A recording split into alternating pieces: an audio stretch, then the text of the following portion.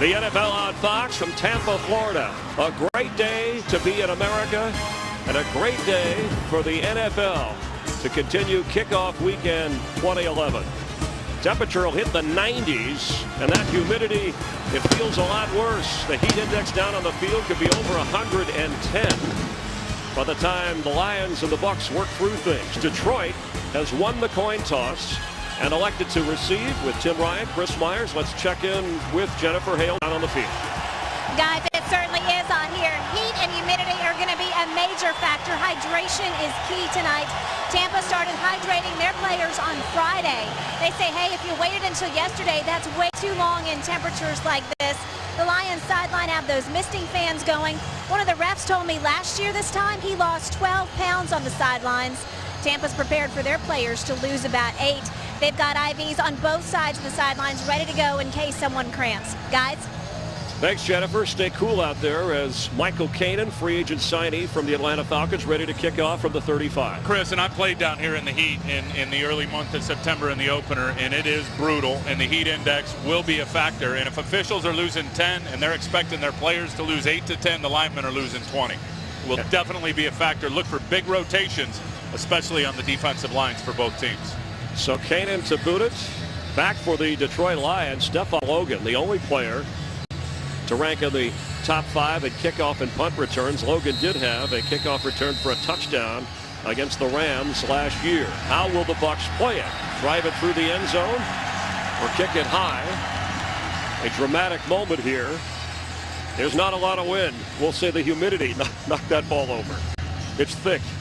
The tension a little thick to get things started. Two teams anxious to get going, and a lot of emotion on this field and around NFL stadiums and across America everywhere today. And frankly, a lot of expectation for both of these two teams. I'm curious to see how either team handles the hype of the offseason. You got to play loose to handle the hype. 2011 underway for the Bucs and Lions, and it'll be a touchback. So Detroit will take over at the 20-yard line, and 23-year-old Matthew Stafford, his goal to play a full season and coming back to his roots, actually born in the Tampa St. Pete area. And absolutely ripped it up in the preseason. He led the NFL in quarterback rating, but it is preseason football, and he understands that. Here's his skilled guys that he's going to. Of course, Calvin Johnson, the big one. I expect Nate Burleson to have some very favorable matchups. Offensive line, Jeff Backus still in the grind. He and Dominic Raiola. So Javed Best, the lone back. Calvin Johnson on the right side. On 1st and 10, and it is Best who carries. And Javed Best with a healthy run up near a Detroit Lion first down before Cody Grimm brought him down from his safety spot. A 9-yard pickup as we check the Tampa Bay defense. Yeah, and Michael Bennett is the guy that I'm going to have my eyes on. Everybody will recognize the name of Gerald McCoy. Watch Michael Bennett and see if they do hurry up to keep Mason Foster on the field like they're doing right now. And that's what they thought about doing. They did it well in the preseason.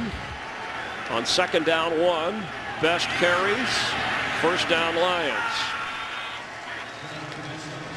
Javed Best, who led all rookies last year in combined yardage from scrimmage, passing and receiving, battled a little turf toe, had a concussion in the preseason. Yeah, this guy can absolutely fly. Now, you're not going to see him run from a lot of the traditional close sets with the 2 tight ends or the big tight end and the fullback. Most of his running lanes and success is going to come like it is here when they're a little bit spread out offensively to give him space to run. Fresh set of downs after 2 runs. Nickelback in for the Bucs on defense. They fake to Burleson. Stafford completes to Javed Best. We just talked about his running and his catching. He has another Lion first down.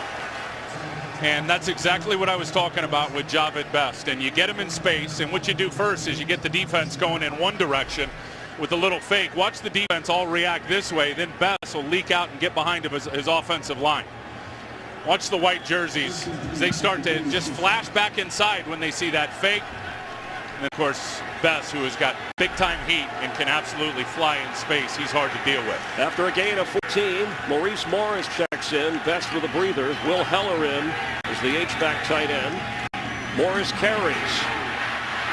And this time, the Bucs smother him. 3 Tampa Bay defenders swarming, and Quincy Black led the charge. And Gerald McCoy is the guy that I'll have my eye on today for this defensive line. A big part of making that play right there as he got in the gap between the guard and the tackle and got good penetration. I'm telling you, the excitement for him with now the addition of Keith Millard coaching him, who was great at that position. Jim McCoy is going to have a big year this year in the National Football League. So first defensive stop for the Bucs. No gain. Second down 10. Opening drive for the Lions. They've moved it well. Morris remains the back. Stafford's pass complete. That's Calvin Johnson. Inside 42 of Tampa Bay. Another Lion first down. An impressive opening drive. Well, and that's what Matthew Stafford can do when he's controlling the tempo at the line of scrimmage. And we've seen him jump in the huddle, out of the huddle, doing some hurry up. And when you look at Stafford, it's amazing. The guy's only had 13 starts. He's in his third year, Chris. Jim Schwartz said he's the smartest quarterback he's ever been around to be able to get him in and out of the huddle in all of these situations like a true veteran. After a gain of 11, Calvin Johnson, 61 straight games with a catch. First down, Detroit. And this time they do hand to Burleson. And he goes down the sideline inside the 22-yard line of Tampa Bay before rookie middle linebacker Mason Foster ran him down. And how about the way Stafford's moving this team without a lot of crowd noise? This is not a sellout affecting his game. No, he is obviously picked up right where he left off in the preseason with efficiency. And you're going to see Nate Burleson come around this way. Keep your eye on 89 as he's going to get some really good blocks on this play. Adrian Claiborne can't run with him. There's the block. Will Heller down the field that springs Burleson for a few extra yards. Gain of 20. Job at best back in. Stafford under pressure for the end zone and out of bounds towards Calvin Johnson, where Aqib Talib will be on him like glue all day. And remember last year, Talib didn't play in that game where Detroit came in here and won it and really essentially knocked Tampa out of the playoffs. Talib didn't play in the game. Calvin did. 10 catches for 152 yards. Premier receiver against premier cornerback. This one should be a lot of fun to watch. Calvin Johnson has caught a pass in every game he's played in as a pro. Nate Burleson splits out on the left. Calvin Johnson on the right. Second down and 10 for Stafford.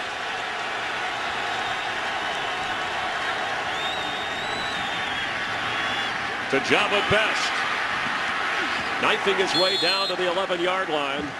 Good enough for another Lion first down as Geno Hayes from his linebacker spot made the tackle.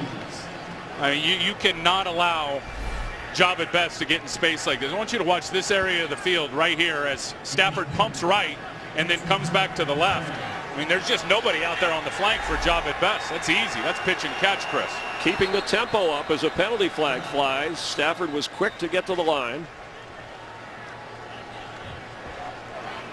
Encroachment, number 93, defense. 5-yard penalty, still first down. Walt Anderson, our referee, and the call is on Gerald McCoy. That'll move the Lions a little bit closer. They've taken the opening drive, marched down the field deep inside the 10 of the Buccaneers. Titus Young, the rookie, splits out on the left. Calvin Johnson on the right. Extra receivers in for Stafford. Watch Nate Burleson here. Best is hammered right at the line and knocked back by Bryant Price.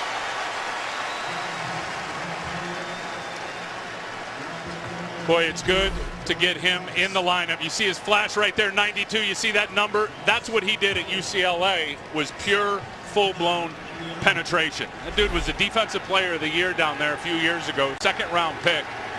Catastrophic injuries to his pelvis. He's got 2 hamstrings that are basically screwed to his pelvic bone, and he's out here making plays. Awesome. A 3-yard loss, 2nd and 8.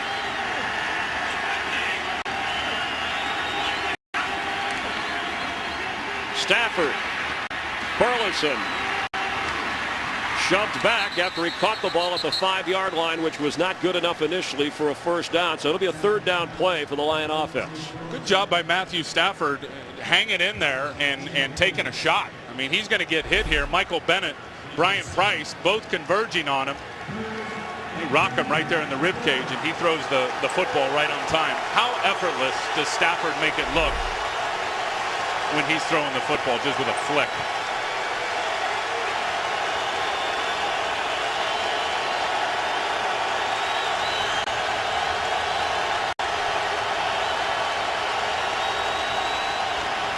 Stafford End zone incomplete. The 11th play of the drive stalls. Geno Hayes was with Brandon Pettigrew. Well, and Stafford just put that a little bit out in front of him. I think Pettigrew wanted a call on Geno Hayes on his back. What'd you think? Very, very good drive. I mean, you obviously, you get that close to the goal line, you want to get a touchdown. But a good drive in terms of the efficiency all the way down the field. Impressed with Matthew Stafford. 20-year veteran Jason Hansen to attempt a 22-yard field goal. Ryan Donahue, the holder. The snap from Don Muhlbach, and the Lions take the opening drive and get points in the heat of Tampa on this special date. The Bucs will get the football with the Lions leading 3-0. Today's game on Fox is sponsored by Southwest Airlines. Find our fares online only at southwest.com. Thank you. It's bourbon on the rocks.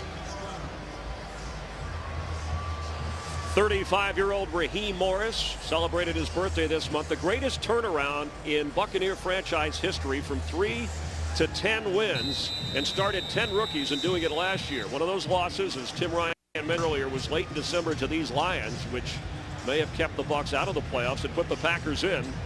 You know what happened there. Sammy Strawder back to return deep. Jason Hansen with the kick. Strawder from his goal line. Sammy Strawder across midfield. He cuts back and is down at the 20 of the Lions.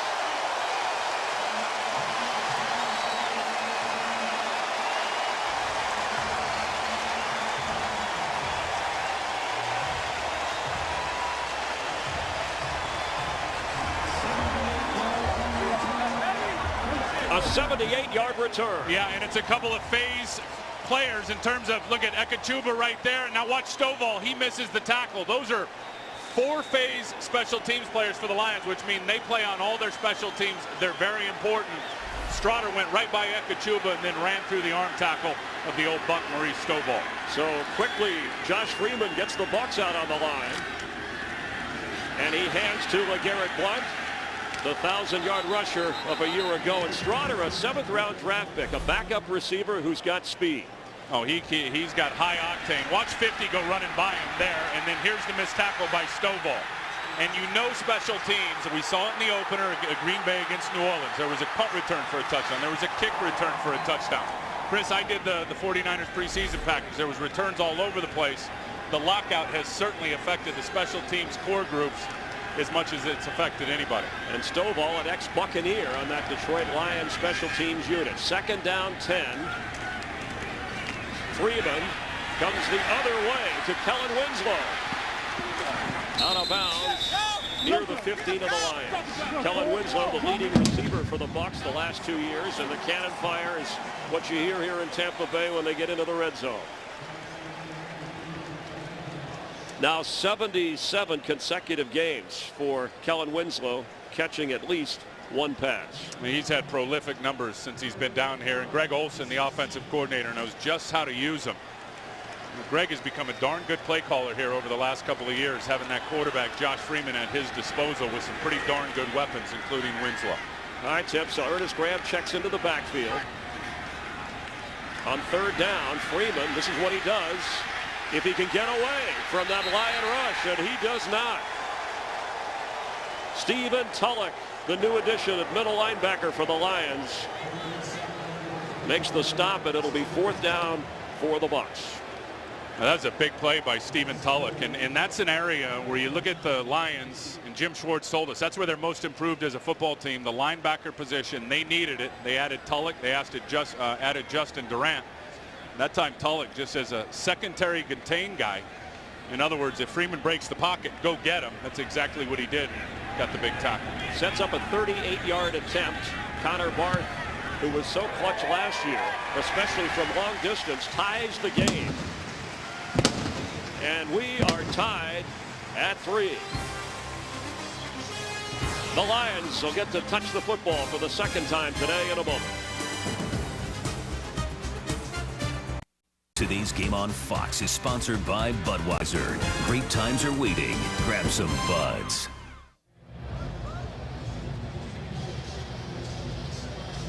Stephon Logan, if he gets the chance, can run one back like Sammy Strotter did for the Bucs to set up a field goal. The Lions and Tampa Bay, each team with a possession, each team with 3. And I am not kicking to Stephon Logan if I'm Michael Kanan. Forget it. I'm booting that thing out of the end zone. He's got a big leg. He can. A big reason why they got him. Obviously, he's a punter with hang time, but he can punch it deep into the end zone. That little dude right there is one of the better ones in the NFL. Keep the ball out of his hands. Kanan with a deep kick into the end zone that Logan will down. And so the Lions will start as they did to open the game from the 20-yard line. We'll see what Matthew Stafford can do against the Bucs and their fans. Today's game on Fox is sponsored by Taco Bell. Think outside the bun. By Nissan. Innovation for today, innovation for tomorrow, innovation for all. And by X-Men First Class on Blu-ray and DVD today. We welcome you back as Gerald McCoy, first round pick of a year ago, got hurt late in the year, and they're expecting big things in the middle. And he'll take out Stephen Peterman throughout the day. But watching here as the Lions go on 1st and 10 from the 20. There's Talib out there on Calvin again. Manned up. Quick pass is complete. That's to Tony Scheffler, the tight end. The ball came out at the end, but let's get a game break. Here's Kurt Menefee with an update on the Rams and the Eagles. Rams, first play from scrimmage on the season. They hand it off to Steven Jackson, and why not?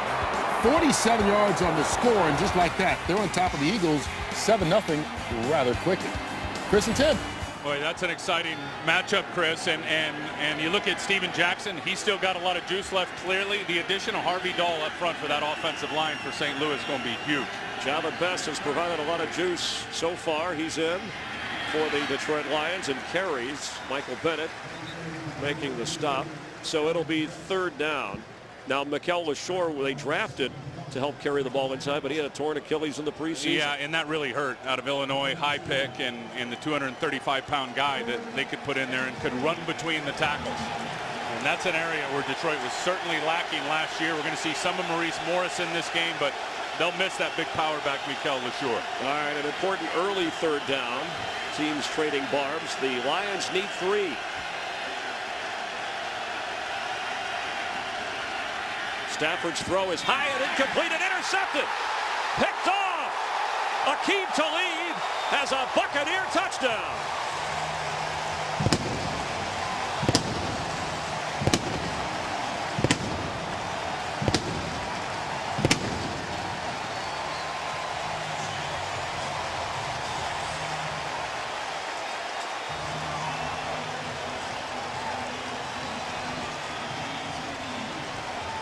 On 3rd and 3, a 28-yard interception run back for the gifted corner. Yeah, and just a bad throw from Matt Stafford. Too high into the outside for Will Heller, and then there's the ball skills of Aqib Talib. It doesn't matter. Deflection, no deflection. When that ball's in the air, nobody goes and gets it better than Aqib Talib. 6 interceptions for him last year, now a pick 6 for the 2011 season. Practice. Yeah, there's a penalty for excessive celebration. The touchdown is good. Practice is overrated. I mean, that guy didn't do much all preseason with a hamstring. Missed games last year and dodged a suspension from the league that we'll find out more about in March when he has a hearing coming up.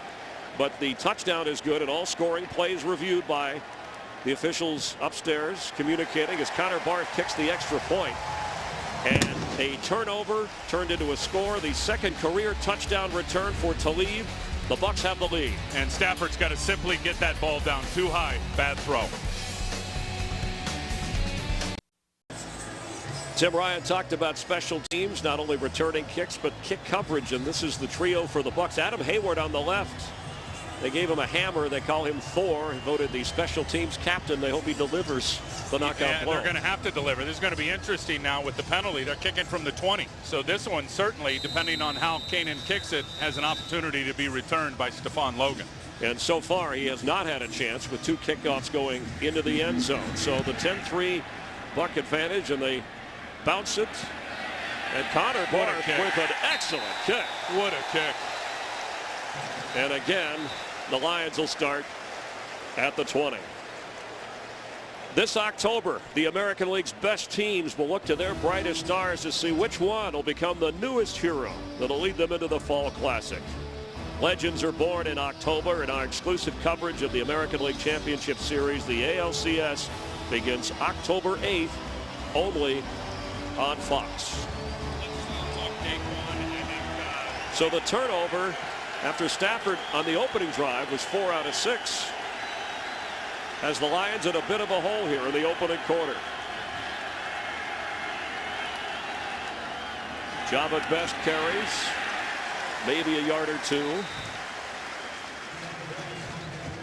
Gerald McCoy with the penetration. I mean, they come out, the Lions, in a 3 tight end set, and watch 93, and this is what he's going to do. He is going to wreak havoc in the backfield. Look at him split that double team and then get the tackle at the line of scrimmage. And that's the stuff Keith Millard is in his ear about. Look, forget about playing the blocks and going horizontal and keeping the linebackers free. Get in the backfield and make some noise. 2nd and 8. Stafford down the middle for Calvin Johnson. First down catch is made. Sean Jones from the safety spot wraps him up. And the similarities, Chris, and how these teams are built, it's pretty obvious. I mean, they draft the quarterbacks a few years ago, then they come back with the guys that can play defense and rush the passer. Look at these two. 1st and 2nd round, Adrian Claiborne, Daquan Bowers. Draft the guys that can get to the passer. The Buccaneers are the youngest team in the NFL again. 25 years and 173 days by far across the roster. As Best gets a delayed handoff and is knocked down short of the 40. Talib makes the tackle. Again, Stafford is hurrying his team to the line, but then surveying things before he makes the call with the snap. Well, and think about what that does. I mean, he's getting a snapshot about an extra 20 seconds of what the defense's plan may be in terms of what he's looking at.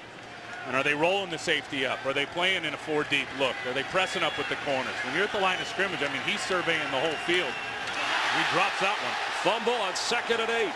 Right at the 35-yard line. Stafford had to pounce on it to get it back. If he got it back.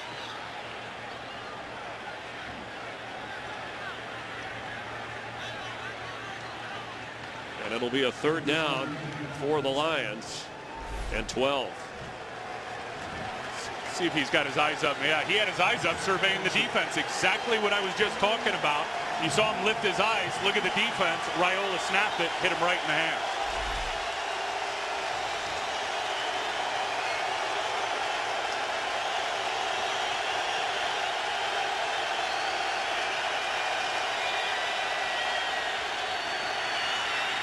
Stafford completes to Maurice Morris, who has a Lion first down and gets into the Buccaneers side of the field before Talib and Sean Jones bring him down. Reliable Maurice Morris after a gain of 16. I've always been a fan of Maurice Morris, even when he was in Seattle and then out in Detroit. You know, he rolled on these guys last year, well over 100 yards, and a big part of winning that game here against the Bucs towards the end of the season last year. He is a player that Jim Schwartz trusts as much as anyone, and it looked like somebody from the Buccaneers jumped. We'll see if the offense drew him off.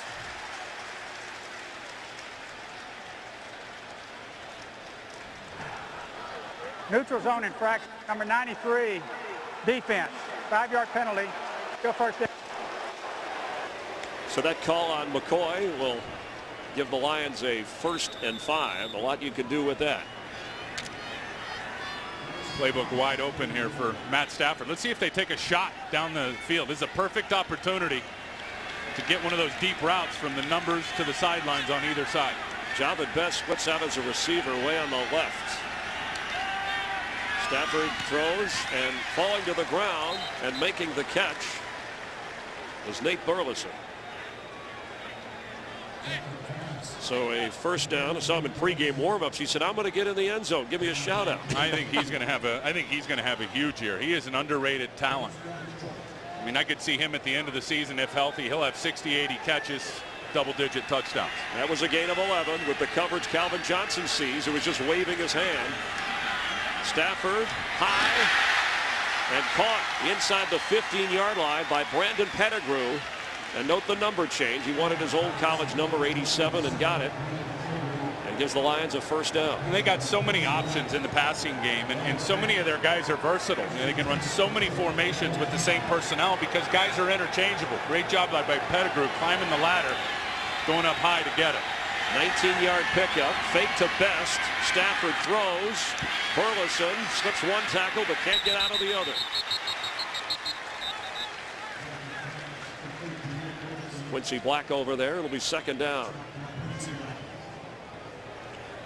I'll tell you, that touchdown by Talib earlier reminds me of the old Bucs. I mean, you think of the years when they were really rolling on defense. They were scoring touchdowns. That Super Bowl run, I promise you, down the stretch, there was nobody scoring at a pace defensively like the Tampa Bay Bucs. And, of course, a couple guys still around from that era, Rondé Barber and Raheem Morris. Even last year, Tim, the young Buck defense got a few wins that way. On second down.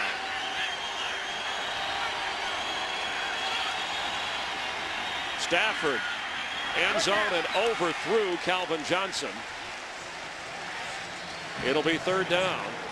Looked like he had room back there. Oh, he did. He absolutely had room, and everyone's going to suck in here to Scheffler, believe it or not, on the out route. Calvin is wide open. A lot of times those quarterbacks and the young ones, they get excited and they want to just get that ball out, and the ball ends up coming out early and it sails on them. Matthew Stafford would love to have that one back. Calvin Johnson rarely, Chris, is that wide open in the end zone. Takes a lot to overthrow him. 6 defensive backs in for the Buccaneers on third down.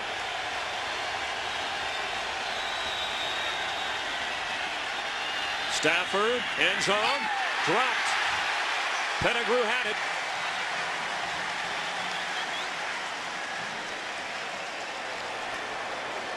Well, that's a matchup they're going to want to exploit on Rondé Barber on the tight end. Perfect throw. Look at the velocity on this spiral right in the hands. You saw Rondé's hand flash in front of Pettigrew's hand, Rondé Barber, but I don't think he got a hand on the pigskin. Pettigrew just dropped it.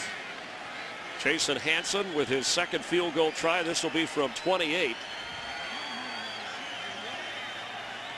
And again, the rookie punter, the holder, gets it down. The kick does get through. Lions with another field goal. Second straight drive that stalled on a pass to Pettigrew in the end zone. So they settle for 3. The Bucs with a 10-6 advantage here in Tampa Bay. NFL doubleheader on Fox. America's game of the week coming up. Some will see the Vikings and Chargers. Others, the Giants and Redskins. As Preston Parker is back to return, Sammy Strotter, who had the 78-yard kickoff return, has an ankle injury and is questionable. We'll keep an eye on that injury throughout the rest of this game. It also would affect depth at the receiver position for the Bucs. Hanson's kick. And Parker will step out of the back of the end zone. And the Bucs will take over at the 20-yard line. Let's check in down on the field again with Jennifer Hale. Well, Chris, Tim, you know, 10 years ago today, Tampa coach Raheem Morris was standing on the roof of Hofstra's library watching that second plane crash into the Twin Towers. When I asked him earlier this week what he'll be remembering from the anniversary today, he said it's really the next day, September 12th, that he remembers the most. The American flags that blossomed all across the nation, the way this country pulled together, he says that's the memory that's permanently etched in his mind. Guys? And a moving ceremony around the league and around the country prior to kickoff here today. Thank you, Jennifer. Freeman on first down, floats one, and incomplete for Mike Williams on the sideline. It'll be second down 10. The NFL is holding a special auction to benefit 9/11 charities. Autographed game-worn jerseys, game balls, other NFL items auctioned to raise money for Tuesday's Children and My Good Deed. Go to NFL.com/auction today to bid on items. Josh Johnson has checked into the game at quarterback, and he hands off to Ernest Graham. And that goes nowhere. It'll be third down. The backup quarterback to Josh Freeman. Let's get a game break from Kurt Menefee. That went nowhere. This goes everywhere. Jake Cutler.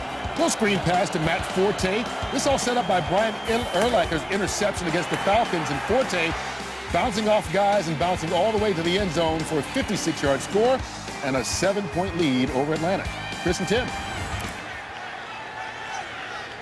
Tell you, with all the guys getting paid around the league over the last couple days, it's time for Jerry Angelo to pay that guy right there. And Matt Forte, he is a terrific player. So Josh Freeman back in at quarterback. Strange maneuver on second down. It's third down. The pass complete to Graham, but the Lions will smother that in a hurry, and Tampa Bay will be forced to punt. As the opening quarter winds down on the opening weekend of 2011. The kickoff game for the Buccaneers and the Lions. Aqib Talib's interception run back has Tampa Bay leading Detroit by 4 at the end of 1. We welcome you back. The Lions and the Bucs, and the punt from Michael Kanan. High in the air, Stephon Logan slips a tackle and gets out near the 40-yard line of the Detroit Lions, where Matthew Stafford will take over on offense. Well, everybody's allowed to be optimistic on the opening weekend, and you talked about two teams that have playoff hopes and the talent to back them up. What have you seen so far? Well, I haven't seen enough of the Tampa Bay offense, that's for sure. I mean, defensively, they paced them with the touchdown by Aqib Talib. Chris, they've got 6 plays on offense. I mean, all the expectations coming in with Josh Freeman and the run game and LeGarrette Blount and all that good stuff. They got 6 plays and no first downs on offense in the first quarter. Fans thought their offense would carry them in Tampa Bay, and like the good old days, as you referred to, it's been the defense so far. And Matthew Stafford wants to try and get the Lions into the end zone here. Stephon Logan gets the carry. They like bringing him in, and that's a loss that'll bring up second down as Geno Hayes made the stop. What's new for Geno Hayes? 15 tackles for loss. Last year, that guy does it as good as anybody in the backfield. And look at the total yards. The turnover, the big one, obviously, for a touchdown, the pick 6. Time of possession, ball control, 100% favoring the Detroit Lions.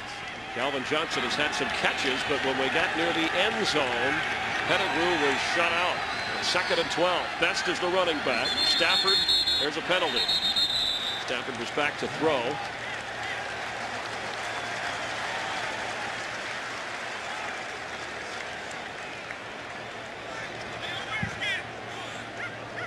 False start on the Lions. Didn't tell you who's going to give Gosder Charles trouble, the right tackle of the Detroit Lions. It's that guy right there, and Michael Bennett. And you know, Mark Dominic picked him up a couple of years ago off Seattle, off the waiver wire, I believe. And that guy was an animal in the preseason. Absolutely got after it. Talking to some of the other D linemen, they said he doesn't even know how good he can be. 2nd down, 17.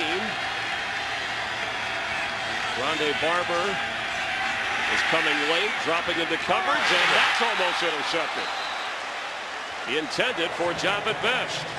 Let's get an update on the Bills and Chiefs and check in with Kurt Menefee. Bad hands by Javid Best for you, but check out the hands on Stevie Johnson. Goes up and pulls that one in from Ryan Fitzpatrick.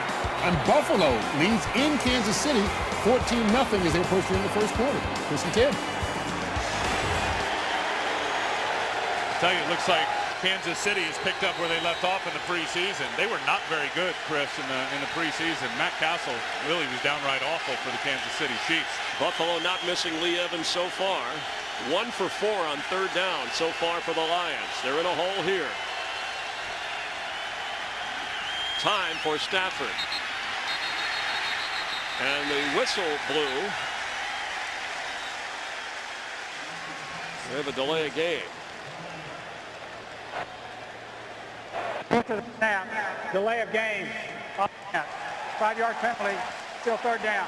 You know, for all the expectations of Matt Stafford, and there's a lot being the #1 overall pick, and Jim Schwartz knows that he still only started 13 games. This is his 14th start in pro football, and the interception was not a good throw, and it needed to be low to the outside. And then the one a couple plays ago that was almost intercepted by Sean Jones was also not a good throw underneath to Javid Best. You wonder if some of that pressure in his face is bothering him a little bit in terms of throwing off his back foot, Chris, and trying to flick it out there. A dangerous situation for Stafford. 3rd and 22. 3-man rush. He rolls out, points downfield. Stafford heaving it, for Calvin Johnson. And did he hang on? No! He had it in his hands. Incomplete. And Aqib Talib is slow to get up, if he can get up. Well, here's the route, and it's really a scramble drill. As things break down, he's going to look back at the quarterback. Now Matt says, go. Matt Stafford says, go deep. And then just launches this thing. He could not corral it as it hits the ground. Tried to clamp it between his legs. Never had possession of the ball. But look at this little flick. As he twists his hips and launches off that back foot, forget about it. That thing went about 55 yards in the air. And if you'd let him a little more, Calvin Johnson might have had a touchdown. Aqib Talib, the injured player. Today's game on Fox is sponsored by Triple Hops Brewed Miller Lite. Taste greatness. By Geico. 15 minutes could save you 15% or more on car insurance. And by AT&T. Get it faster with 4G. Rethink possible.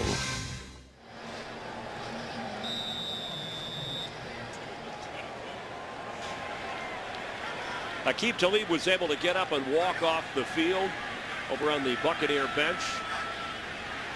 Ryan Donahue, his first NFL punt, the rookie from Iowa. And Michael Spurlock lets the ball bounce.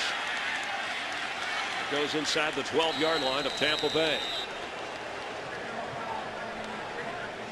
A 60-yard boot by Donahue on his first NFL kick. The Bucs will have the football in a moment. Aqib Talib got the wind knocked out of him, appears to be okay, and that's key. The Bucs call him their best defensive player. Absolutely key. They've only got 4 cornerbacks active for this game, and they've been using all 4. So Garrett Blunt, who has done nothing, is in as Freeman is on the run. Josh is looking for somebody and hit hard. Knocked down right around the line of scrimmage, first by Justin Durant. And Ndamukong Suh was standing over there as well. And they got to get something going offensively. They got to get into the flow of the game. And they tried doing it by moving Freeman out to the edge. He does a good job running away from Cliff Averill. But that's their 7th play offensively. And really, Chris, the same story. When you talk about the Tampa Bay Bucs and there's their offensive coordinator, Greg Olson. Yeah, you thought the offense would be what would lead. Well, but historically, if you look at them, they have been very slow starters. Last year, they were one of the worst in the league, and they've continued that trend here today against the Lions. Outscored by 30 points in the opening quarter last year. They led in this one, but that was because of the defensive play. Mike Williams, juggling catch and stayed in to make it. With Chris Houston all over him, it's a first down. Looks like he got away with a little subtle push-off, too. As you watch him go up on Chris Houston, watch as he pushes on Chris's nameplate right there. Yeah, that's not enough. You'll let that go. Yeah, absolutely. Okay. 18-yard pickup and the first down for this Buccaneer offense out to the 31-yard line. Aurelius Ben in motion. The give is to LeGarrette Blunt. Amari Spivey from his safety spot made the stop. He broke more tackles than any other running back in the NFL last year. Let's get a game break. Here's Kurt Menefee. Ravens took a 2-touchdown lead over the Steelers at home, but Big Ben leading them back, hooking up with Emmanuel Sanders. 11 yards on the score, cuts the deficit in half. It's now 14-7. Chris and Tim. And Ben Roethlisberger tough every time he faces the Ravens. A quick snap there on second down. I'll tell you, that is where the Lions are so much better on the flanks with those outside linebackers. And I know they have high hopes for DeAndre Levy, and Jim Schwartz said they wanted to play him in the middle. They go get Stephen Tulloch in free agency. Gave him a nice contract. He is the middle backer, which has allowed Levy to go to the outside. And I think that's an area, when you looked at this defense last year, they had Justin Durant, they had Tulloch. That linebacker core was hurting last year, and offenses that played him took advantage of it. 3rd and 5. Ernest Graham the back. 4 receivers, including Desmond Briscoe. And Parker in for Freeman. From the pocket, floats one for Preston Parker. First down Bucs on the Lions side of the field near the 45-yard line. very good job by the offensive line. Look, Detroit, when you look at this team last year and even in the preseason, they're going to send the pressure. They're going to send extra guys. And look at the Tampa Bay Bucs up front, pick it up, and Ernest Graham as well in the backfield. Josh Freeman just going to stand tall in the pocket and deliver that corner route with perfect precision. So this is the best the offense has done all day, protecting a 10-6 lead. They mark it just outside the 45 of the Lions. Freeman, there's a penalty flag. He's going to throw it deep for Aurelius Ben, and that ball's intercepted as a flag comes out. Chris Houston came up with the interception. 2 penalties on the play, one in the end zone, the other back at the 41-yard line. Well, I think the one in the end zone is clearly going on Tampa.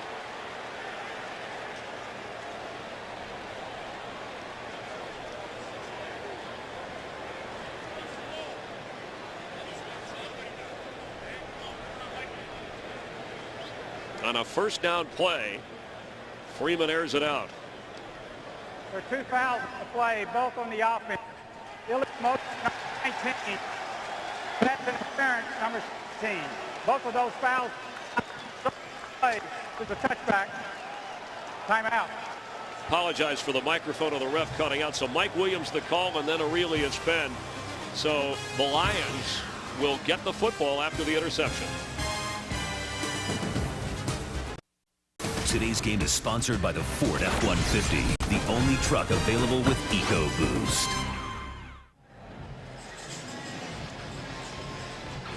This November, Fox Sports steps into the octagon with an epic heavyweight title fight as the #1 ranked contender in the world. Junior Dos Santos squares off with the undefeated world champion Cain Velasquez in the must-see live mixed martial arts event you can only catch on Fox, the UFC Championship of the World, live Saturday, November 12th on Fox.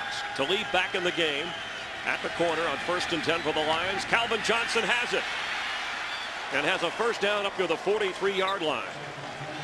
This follows the 5th career interception of Houston after Josh Freeman had his first pick in 115 passes. Yeah, and only 6 last year, and that was a huge part of them getting 10 wins. I just wonder if he thought he had a free play when you saw the penalty at the line of scrimmage. And typically, when a quarterback sees that flag come out from the side judge or from the head linesman, he thinks he may have a free play. I'm wondering if that's what Josh thought by just putting it up in the air to Aurelius Ben. Especially on first down, Tim. And this is a first down carry here for Javid Best, who gets across midfield into Buccaneer territory after the gain of 22 from the Stafford to Calvin Johnson connection. And Best has carried the load a lot in this first half. Yeah, and I think if you look at Javid Best, most of his stuff is going to be start in one direction and head back the other. I mean, this guy, you talk about what he did in the state of California, running a 10-3 in the 100 meters. That dude is real heat now. Get you going one way and go back the other. All right, there's a flag down, and Stafford quickly gets rid of it. He was trying to get to the line and hurry things up, and there was some confusion.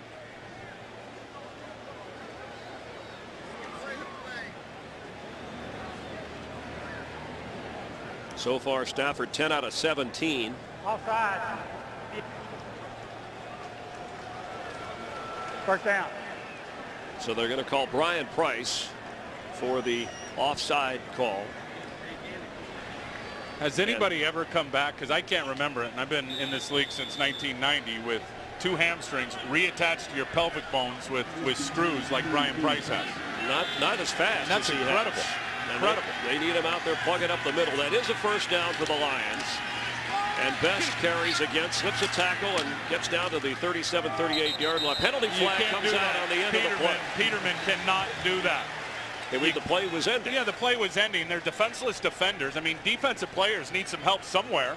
You got everybody wrapping up, trying to get the ball carrier down, and Stephen Peterman comes flying out of nowhere, trying to clean up the pile. I feel bad for defensive players in this league. You can't hit anybody on defense. Personal foul, unsportsmanlike conduct, number 66. Correction, unnecessary roughness, number 66. Offense, that's a 15-yard penalty, and it will be second down. And here he is, Peterman, watch 66. And again, as a defensive player, I mean, you got to watch what you're hitting all the time. It seems like everybody's defenseless. Offensive guys, I mean, he's going to go try to clean up Rondé Barber over the play. Totally uncalled for and really unacceptable. And what a drive killer Let's see if Stafford can bail out of this on second down. Moves him back to the 47 of Detroit. Lions have been near the goal line, but only 2 field goals so far. Pass is caught. That's Pettigrew at the 45. It'll bring up third and 11. And Michael Bennett almost got to Matt Stafford that time. That's going to be a tough matchup out at right tackle for Gosder Cherilus, trying to block Michael Bennett. And I know the Lions are excited having their 5 straight guys back offensively in terms of their offensive line. That hasn't happened in a long time. But Gosder Cherilus out there at right tackle is going to have a tough workload today. Third down. The Buck defense is the reason they're ahead. 10-6. Now he's got the speed on him with Dakota Watson. Stafford pressured, completes to Maurice Morris, but short of the first down, and a big tackle by Geno Hayes, who wouldn't let go.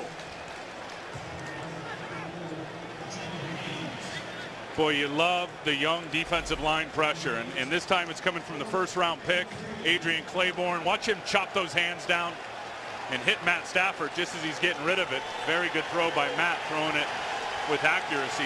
And they're going to go for it here on fourth down. I'm telling you, that guy right there, 94, is a technician. Fourth down and 3. And a timeout. The Bucs wanted to call time to get ready for the play on fourth down for the Lions. Morris calls the defensive plays. That's offensive coordinator Scott Linehan for the Lions on fourth down and 3, and they're going for it, passing up a long 54-yard field goal. Well, and you see they've gone for it many times last year. Let's see if they try to get Gerald McCoy to jump off sides, who's already been off sides a couple of times.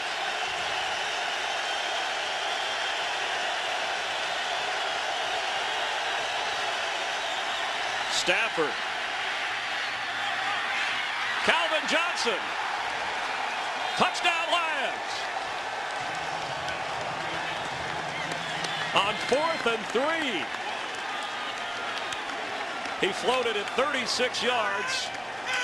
And the Lions get into the end zone. How about the patience from Matt Stafford, just hanging in there, and letting the play develop. Keep Talib playing from a trail position. Looks like the safety was late getting over the top. There's the pump fake. Look at him just hold in there. Now watch as there's a little pump fake right there. Here's the safety trying to get over late. Oh, Talib looked like he over the hands of Talib. Would have had a hand on that.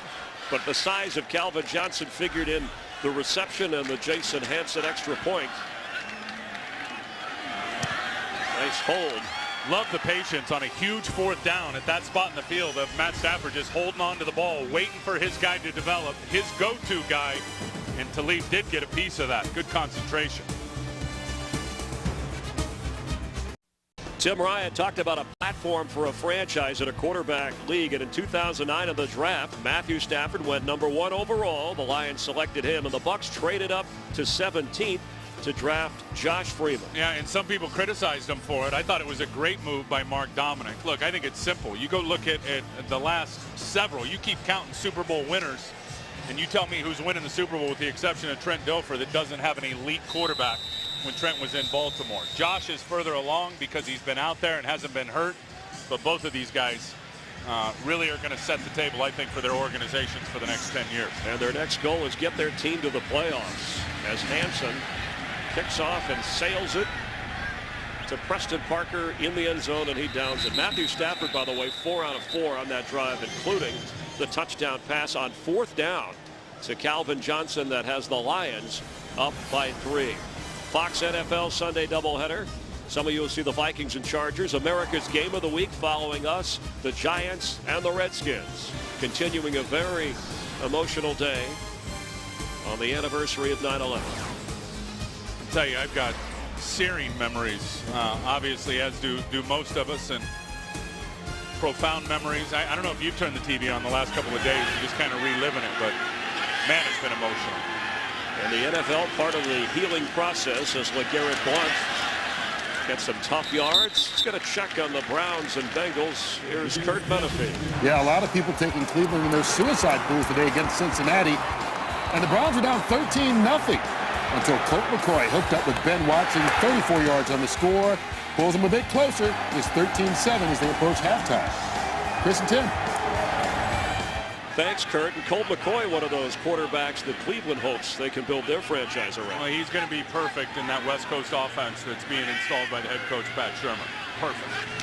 2nd and 6. They're going to go to Blunt again. Fighting, but is stopped short of the first down. Averaged 5 yards a carry last year when as a rookie. He ran for 1,007 and had 6 scores, but Spivey coming up to make the stop from his safety spot. And this guy is a beast now when you look at him. Physically, he's 250 pounds. He looks like a defensive end, and look at how many yards after contact. 65% of his yards, and you said it, last 5 games, he led the NFL. 65% of them came after contact. In other words, he's his own best blocker breaking tackles. That number right there is the best in the National Football League. 3rd down for Freeman. Backpedaling, throwing for Kellen Winslow, and incomplete.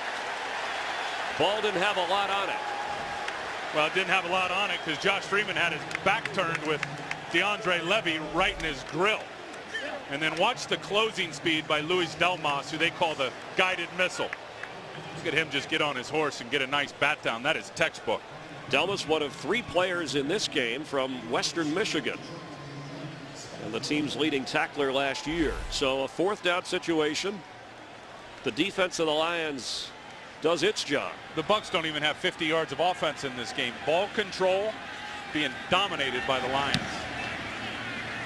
Kanan. Logan from inside his 20. Watch out, he's 5'6". And they gobbled him up at the 15-yard line. A big special teams play by Mason Foster. A 52-yard punt and a 4-yard loss on the return. The Bucs were a great turnaround story, and Raheem Morris made it happen with his young quarterback. Last year, they were 10-6, youngest team in the NFL. They had 5 fourth-quarter come-from-behind wins, but that 10-6 mark not good enough to get them into the playoffs. And again, Rondé Barber says it was a couple of losses to Atlanta, but Roy Miller, some other players say it was the loss in December to the Lions that knocked them out. Yeah, and if you go back and look at their schedule, you talked about the Atlanta games. They also had trouble beating the heavyweights, the Steelers, the Baltimore Ravens, Saints. those big teams. Yeah. At least early in the year. Yep. So 1st and 10 from the 20. Java Best knocked down in a hurry. Check that from inside the 20. And Daquan Bowers, who's the backup to Bennett, made the stop. And I think you look at the Bucs, and a lot of people expected them to take a step back from the 10 wins just because you look at the division. I think it is the toughest division in football with Atlanta, with the New Orleans Saints. I'm not so sure I believe that. I think they could get to the 10-win threshold again because I'm a big fan of those young defensive linemen that Mark Dominic drafted. They're going to set the tone for these guys. And the offense needs to show up big. We haven't seen much of that today. Stafford, quick pass right at the 20 and knocked down in a hurry. So it'll bring up 3rd down. That was Pettigrew on the catch and Hayes, who's been busy on the stop. So Stafford suffering the interception run back by Talib, but then he got the best of Talib on the 4th down throw to Calvin Johnson, and that has Detroit up by 3. Yeah, and I think the first pick 6 where I think he rushed it a little bit and maybe got a little bit of happy feet. We saw it on a couple of bad underneath throws early, and then he settled in. There's no question he has settled in and started to set his feet and deliver some strikes. And now on 3rd down, the Bucs may be bringing the heat.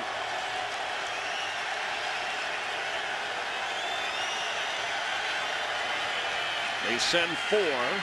The pass is caught for a 1st down. That's Nate Burleson. All the way out to midfield. Wow. You know what I love about the zone routes? I call them yellow light routes. Proceed with caution. Go sit down. You don't run through zones. You proceed with caution. You sit down in the middle of the zone, just as Burleson did there.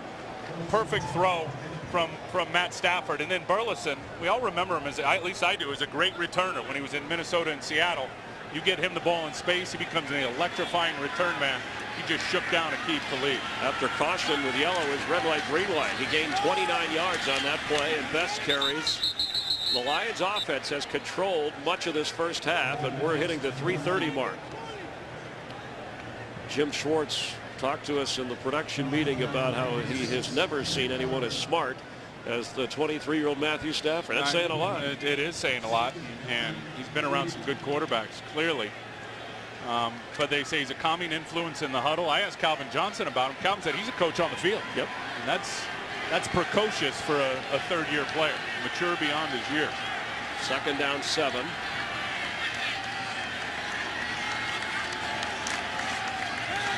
Quick pass is complete to Rasheed Davis, who spins to the 35 and still working his way for another Lions first down. Well, in all the plays and the ball possession, now that Detroit has been able to really run this clock and the number of plays, the contrast, and how many more play opportunities, I'm telling you, the Bucs defensively are wearing down. Yeah, you can see it. You can talk about hometown heat advantage, but when you're on the field as much as this defense is, Tim, it's going to cost you the second half. 14-yard pickup there. 1st and 10 from inside the 35 of Tampa Bay. Lions have all 3 of their timeouts. Penalty flag goes as the handoff is to Morris, and the ball comes out at the end. Yeah, the line judge had a flag. And the ball, they said it was down. So don't worry about the fumble. E.J. Biggers, one of those Western Michigan players, played with Delmas in high school and in college. The ruling on the field was the runner was down by contact. Illegal shift, number 16, offense. The 5-yard penalty is still first down. Rookie Titus Young out of Boise State called for the penalty, so it negates the game.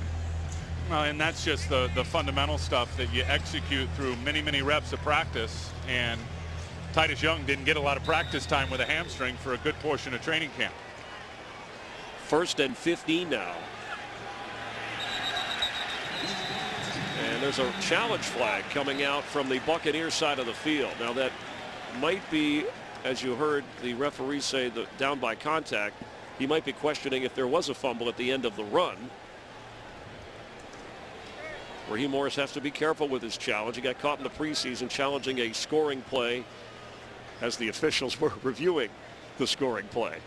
Got an unsportsmanlike conduct. Is challenging the ruling on the field. Again, the microphone of our referee not real clear, but he is challenging the fumble at the end of the play. And I think that's Raheem's booth coach who's sitting upstairs watching the shots that our TV truck is feeding him. And you see it right here with Maurice Morris. Left knee down there. You can't see from that angle if Sean Jones had ripped it out, but clearly the knee is down. And it looked like Morris tried to reach out for an extra half yard, and that's when the ball came out. Yeah. Certainly couldn't tell with clear evidence, clear visual evidence that the ball was out there before the knee was down, or vice versa. First challenge of the game. Bucs have already used one of their timeouts. This will be a better angle here, Chris. All right, let's take a look. Okay, bang, knees down, still got the ball. That's not going to be a fumble. It's down by contact. So if the Bucs lose this challenge, they'll lose a timeout. Yeah, no fumble. I'll tell you what's amazing, and we don't give the officials enough credit, is how those guys make those calls at full speed. On the fly. On the fly. I mean, the back judge who's sitting back here, back in this area, to be able to put his eyes on that as fast as it happens, those guys don't get enough credit. They have an eye trained for these kinds of calls. And this looks like the best angle here, Tim, as you talked about. Look at where the knee is. Yeah, down. Ball still secure. Possession.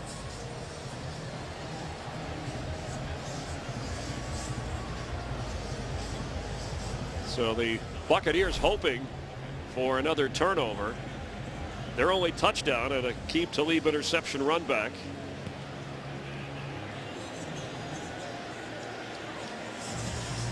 And we'll get the call officially.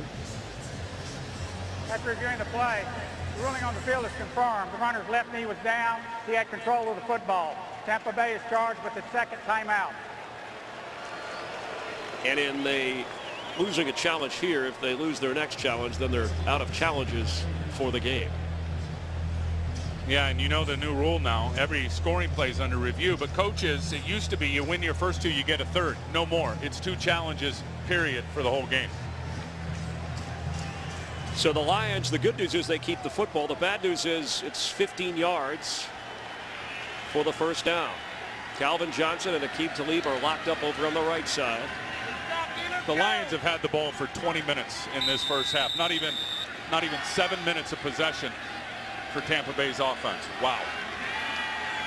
Stafford from the 45 of Tampa Bay fakes the handoff down the middle. What a catch, in and out of the hands of Pettigrew. He did hold on.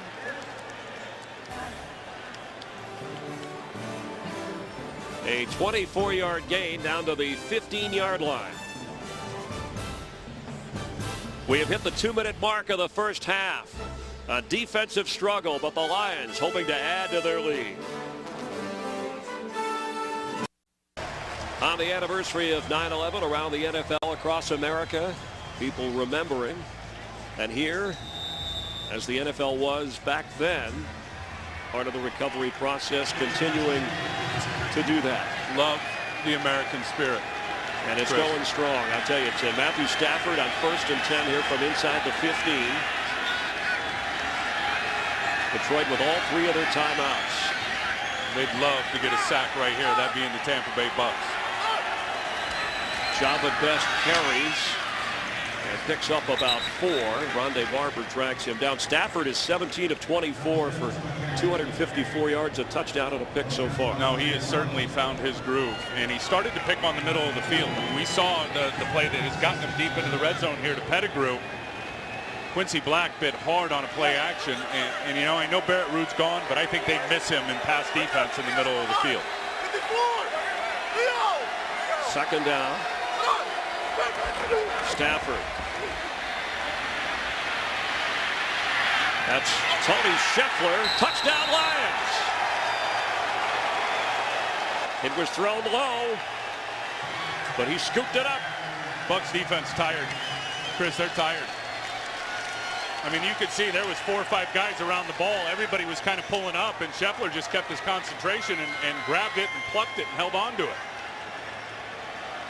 Second touchdown pass of the game for Matthew Stafford. Remember, twice down there, he tried to go to Pettigrew, and they couldn't connect. Here he does with Scheffler. And he's going to roll out to the right and extend the play here, and then watch him laser this in with perfect ball location. Look at all those Bucs standing around Tony Scheffler. So the extra point by Hansen. And the Lions will add to their lead. At one time they trailed 10-6. Now they lead 20-10 on the 11-yard touchdown toss to Tony Scheffler. And they have more than doubled up Tampa in number of plays. Here lose contain right here, Michael Bennett. You can't do that. Roy Miller coming outside. And then look at that ball location. Perfect. Nice fingertip grab. Very nice by Tony Scheffler. I don't know about the old end zone celebration. Is that a swashbuckling jab at the Bucs? Well, you hit it before, Tim, and we're going to have to watch closely. They only have one timeout. Look at that hair. What's going on, Tony? that may be a little rub at the Bucs shooter and how about Stafford on that drive? Just perfect. Now the Bucs 5 offense, for 5 for Matt Stafford on that drive. I mean, with 1:16 and 1 timeout, they have done very little in this first half. Well, they drove it down and got near the red zone, and then Freeman threw the ball up in the air, and it was a great on a first down play interception with ball skills by Chris Houston. And then defensively, they've just worn down, and Matthew Stafford has been, as he settled in, especially after first 6-7 minutes of the game, he settled in, and he's just been picking them apart. Jason Hansen with Preston Parker in the end zone. And he'll down it.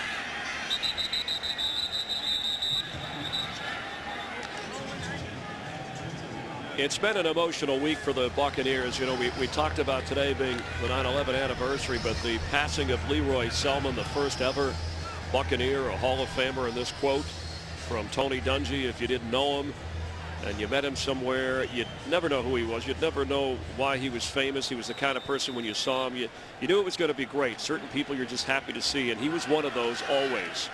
And for Buck players, for fans, for people in the Tampa Bay community, his reach to humanity went far beyond the field. No question, Chris. The guy was a pillar in this community, a real humanitarian. Freeman's throw complete to a diving Mike Williams for a Buck first down. And there was the ceremony on Friday. It went a little longer where the Bucs had to get back late from practice. And emotionally, they looked a little bit drained. Absolutely, they did. I talked to Donald Penn. He said they started out the practice sluggish. I talked to several guys down on the field today, and I said, do you think that the emotion of the whole week will galvanize you or drain you? And to a man, every one of them said it'll galvanize us. It'll bring us together. I don't know. I mean, it's hard to put your finger on it, but it doesn't look like it's been galvanizing up to this point. After a 14-yard pickup, remember just one timeout remaining for the Bucs. 1st and 10. Freeman underneath the Graham. Knocked down short of the first down marker. I tell you, there hasn't been a whole bunch of play opportunities for the Bucs. Sorry, Tim, they're going to give him the first down on that. But when they have been out there, Davin Joseph's done a nice job on it in Ndamukong Suh. He really has. And that's a matchup that we'll have to watch for certainly the second half. So far, so good for Davin. Freeman's throw to Graham. Can he get out of bounds? He's thrown to the ground, and the clock stops with 36 seconds. Coming up on the Visa halftime report, Terry, Howie, Michael, Jimmy, and Kurt will have the scores and highlights from around the league. The Fox Sports ticker will keep you updated with every stat up to the second. Buffalo winning over Kansas City, a playoff team of last year. The Browns have gone in front of the Bengals. Baltimore, how about that? Up on the Steelers. The Steelers have been their nemesis in a big way. On second down, Freeman's pass complete. Knocked down right away. Where the first down marker is Preston Parker. They have one timeout. Looks like they're going to have to burn it here from the 45 of Detroit with a fresh set of downs.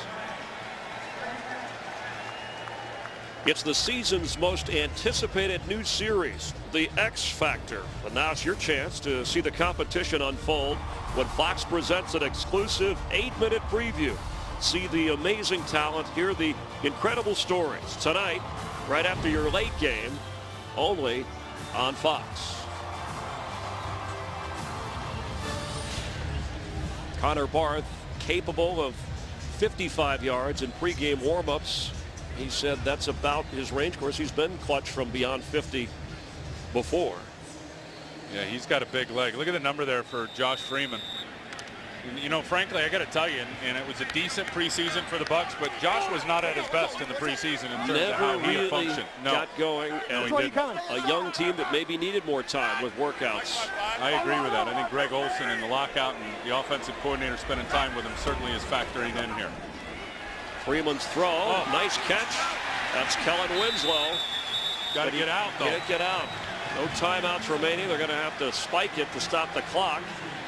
And it may leave them one play before a field goal try. 14 seconds to go. Well, and if you're going to take a play, you got to take a shot. It's got to be down the sidelines or it's got to be something into the end zone. 14 seconds. Right now we'd be looking at a 51-yard field goal if you get nothing. That certainly is in Connor Barth's range. He was making those kicks from that distance in the pregame. Now you got to take a shot in the end zone or one where the receiver can get out of bounds right away. Looks like the Lions are going to use a timeout here, Tim, and first charge timeout. Detroit, 30 seconds timeout. Assess the situation. Well, you certainly don't want to run the ball. You certainly don't want to complete something over the middle of the field without any timeouts. Your guy gets tackled, and you're clicking the seconds down to try to get your field goal unit out there. There's just not enough time for it. And you obviously don't want to take a sack if you're Josh Freeman. That's right. You can't take off running. You can't take a sack. It'll put you way out of field goal range or into deeper, in terms of a deeper kick for Barth, and there's not enough time to do that. It's got to be something in the air. It's got to be in the end zone or, as I said, down the sideline.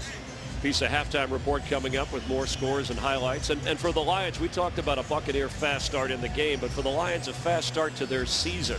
They keep hearing about how they're going to be better, they're supposed to be better, and they were clear about until we do it, we don't want to talk about. And they didn't want to talk about the 4-0 preseason. But look, you couple that with 4 consecutive wins to end the season. On an 8-game winning streak. The culture has changed in Detroit. So with 14 seconds and no timeouts, Freeman throws, complete sideline, out of bounds Kellen Winslow. And with 9 seconds, we'll see Connor Barth trot out. And remember, we have a long snapper in Christian Yount, who is a first-year player, and Michael Kanan, the veteran punter, the holder here. Tell you that was their best drive. I'd like to see Tampa come out in the second half and start doing more than no huddle, letting Josh Freeman control things at the line of scrimmage and putting pressure on that Lions defense. It's the best they've done in this first half. And it certainly worked for Stafford and the Lions. You bet. 44-yard attempt and a whistle before the snap. It looked like Jim Schwartz was trying to freeze Connor Barth. After the snap, this is the second charge timeout. Detroit, 30-second timeout.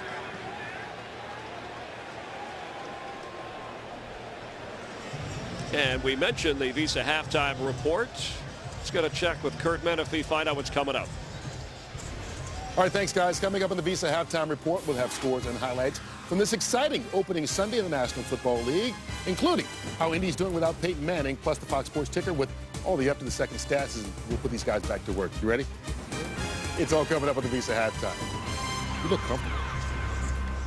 A motley crew. They look like they could be on the pirate ship hanging out here in Tampa Bay.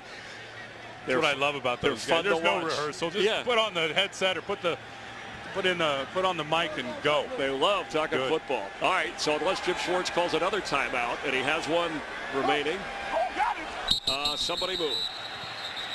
But Barth wanted to warm up anyway.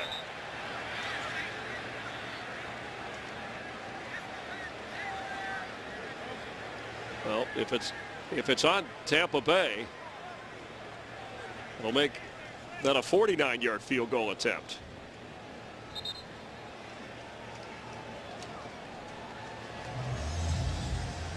Matthew Stafford with a couple of touchdowns in the first half. Prior to the snap, disconcerting signals, unsportsmanlike conduct. Go, first down. So the defense. Yeah, I think someone was trying to yell, get him to snap the ball. Although typically the field goal is a silent count with the holder just flashing his hand to get the snap ready to go. So now look, Josh Freeman's coming back out on the field here. Take another shot at the end zone. Why not? Yeah, but you got no timeouts. 9 Take seconds. a shot at the end zone. No, but you got to get a field goal here. Take a shot at the end zone. Okay. If it's incomplete, you still got time to kick a field goal. All right. I like your aggressive nature. Well, so does Raheem. Look at him. Fearless, just like Coach. And a penalty gets him into the red zone, so the cannons fire and the fans are up and hollering. So they're all the way down to the 13-yard line. This will be a nice shot in the arm for them if they can get 6 instead of 3.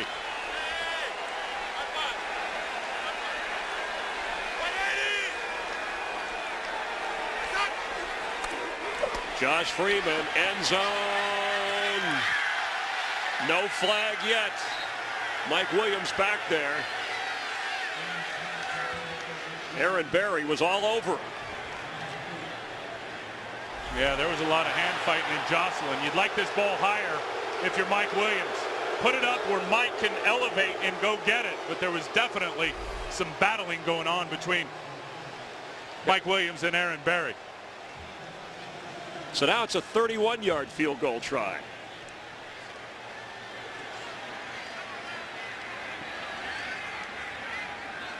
Connor Barth made his kick earlier today. Snap, hold, kick. So the Bucs do get points, and that's big before the half because they get to within 7 of the visiting Lions. Aqib Talib's interception run back, the only touchdown for the Bucs. Meanwhile, a gutsy 4th down call. Stafford to Calvin Johnson got the Lions offense going, and that's the end of the first half. The Lions lead 20-13.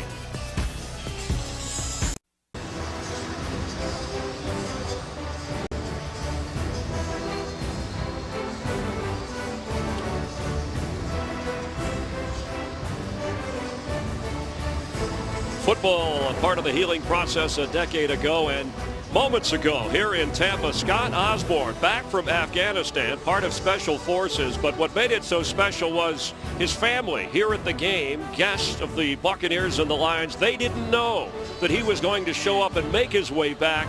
A surprise visit for dad, for husband, for brother, and Scott Osborne, and to all the troops serving around the world. We appreciate what you do and the families of those servicemen and servicewomen on this, the 10-year anniversary of 9/11. With Tim Ryan, Chris Myers, as we get you ready for the third quarter. Matthew Stafford has been sharp after the pick, 2 touchdowns, but the Bucs get the football to start the second half. Yeah, and I'd like to see the Bucs come out and do some hurry up, some no huddle. They got to start getting some ball control. I mean, they have been doubled up in terms of play opportunities. The time of possession has greatly favored the Lions. They got to get it going offensively, that being the Bucs.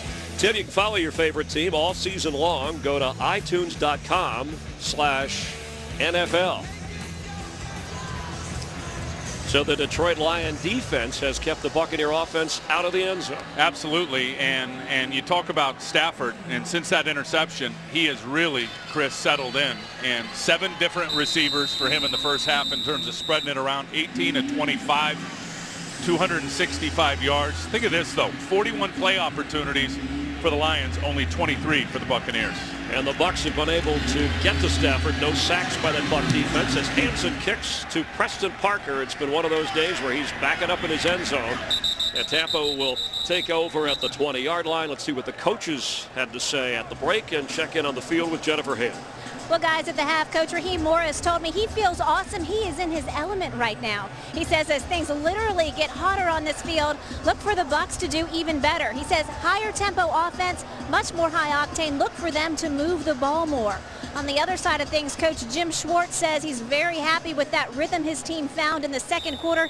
He just wants to maintain that, and if they can minimize drops and penalties, he thinks they'll be in great shape. Guys? Thanks, Jennifer. The Buccaneers were a comeback team last year. We haven't reached the fourth quarter yet, but they're going to have to come back if they want to pull this out. Ernest Graham starts as the running back. Blunt has been ineffective, the limited opportunities he's had in this game. Graham gets the carry. And Ernest Graham with a healthy gain up near the 30-yard line. I don't know about you, but I've always been a fan of Ernest Graham. And what a nice little 8-year career he's made out of it. Undrafted free agent. Yeah, the guy who used to be Mr. August and always did great in the preseason. And here's what I like, though. Hurry up offense. Josh Freeman at the line of scrimmage. This is a huge sign in terms of his development. They got to put pressure on that Lions defense. On second down 1.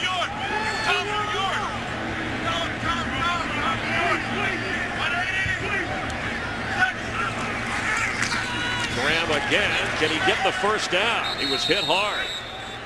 Freeman calling all the signals and the protections with center Jeff Fain. Boy, every yard is tough for this Tampa Bay offense. Going against that defensive line. Look, Detroit's strength is that front four for sure. And there's the total yards, 320 to 108. The 2 turnovers, both big. The one that was a pick 6 for a touchdown interception by Aqib Talib. And then the other one was when Freeman had pushed his offense down near the red zone and threw it up for grabs, and Chris Houston did a good job of going up and picking it off. 3rd and 1. LeGarrette Blunt checks back in. Inside handoff to Graham. I don't like it. Why are you going to run right at that beat with Ndamukong Suh and Corey Williams and all those guys defensively loaded up on the interior? Well, the Lion defense toughening up, and they didn't get it. So what looked promising on a first down run. I mean, you have second down and 1, and you can't get a first down. Your offense has problems. Well, and Ndamukong Suh in both of those 2 running plays, those interior plays, was a major factor. Just don't know how at short yardage, when you close down the formation like that, and the defensive linemen know it's coming, how you can move that beef off the line of scrimmage. No chance. So in the punt, Michael Kanan back to return. It's Logan. Stephon Logan. And the Bucs are right there. Preston Parker spins him to the ground short of the 30, where Detroit will take over. It'll be 1st and 10. So the Lions, who have a 7-point lead on offense in a moment. Today's Game on Fox is sponsored by Southwest Airlines. Find our fares online only at southwest.com. By UPS. Let UPS put the power of logistics to work for you. And by Bud Light, the official beer sponsor of the NFL. Here we go. We welcome you back to Tampa Bay. There it is right there. That's a matchup to keep your eye on here in the second half. Talib did have the pick six, but he was not covering Calvin Johnson in the first half. He was on Burleson, and then obviously Heller dropped the ball and he picked it off and took it in. Calvin at over 20 yards a catch and the big touchdown in this game. Torched this Tampa team last December. Javed Best carries, trying to get outside and maybe a yard or two. It'll be second down. And I think Calvin Johnson has finally realized, and you know, his first few years in the league, there was an injury here, an injury there, he'd missed a couple of games. I think he's finally realized that his physical talent is really head and shoulders above most of the guys that he's playing against. Chris, you're talking about a guy that's over 6'5". He's 230 pounds, and when he came out of Georgia Tech, you know anything about the vertical jump, he went 44 inches. In my mind, he's open every play, 4 feet over his head. Don't tell Talib that. 12 touchdowns last year, and he went to the Pro Bowl on second down 8. Again, Javed Best. You know, we thought Blunt would carry the load on the ground as McCoy makes the tackle for the Buccaneer offense. Javed Best has been doing that. Maybe the Bucs didn't expect a lot of inside running. Well, I think that they've certainly had more opportunity to do it and to feature the run game. The Bucs have really, with 8 minutes time of possession, a little over 8 minutes in the first half, they didn't have time to feature the run game. But you notice all their runs to Javed Best have been out of the spread formation, and it's that little counter power where they fake one way and then they get him behind the pulling guard, get somebody up in front of him. He's got 13 carries, 2 catches in the game. On third down, time for Stafford, and over the head, a flag comes in. Yeah, they're going to get to leave on pass interference, I believe. That was over the head of Calvin Johnson. He ran a double route, Calvin Johnson. Contact, 25, defense, 5-yard penalty, first down. And here it is, and watch Calvin, there's going to be one cut, now he's going to fake out, now he's going to fake back in, the ball's not in the air, and Talib was holding on to the back of his jersey. That's a product of the two things you were talking about, the size of Calvin Johnson, his ability, and maybe Talib, even after a half, wearing down, getting tired of chasing that big guy all over the field. Well, and again, a guy who had no game reps during the preseason because of his hamstring. So from just inside the 40-yard line, a fresh set of downs for Matthew Stafford. Lions leading by 7 here in the third quarter. Calvin's in the slot this time against Rondé Barber. And Stafford sets up to throw. Goes underneath and completes to Javed Best, who gets out across midfield.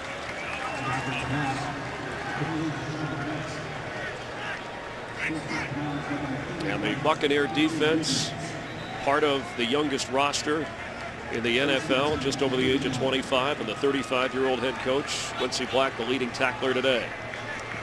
And they hurry up a little bit here to get to the line. On first down, Maurice Morris checks in.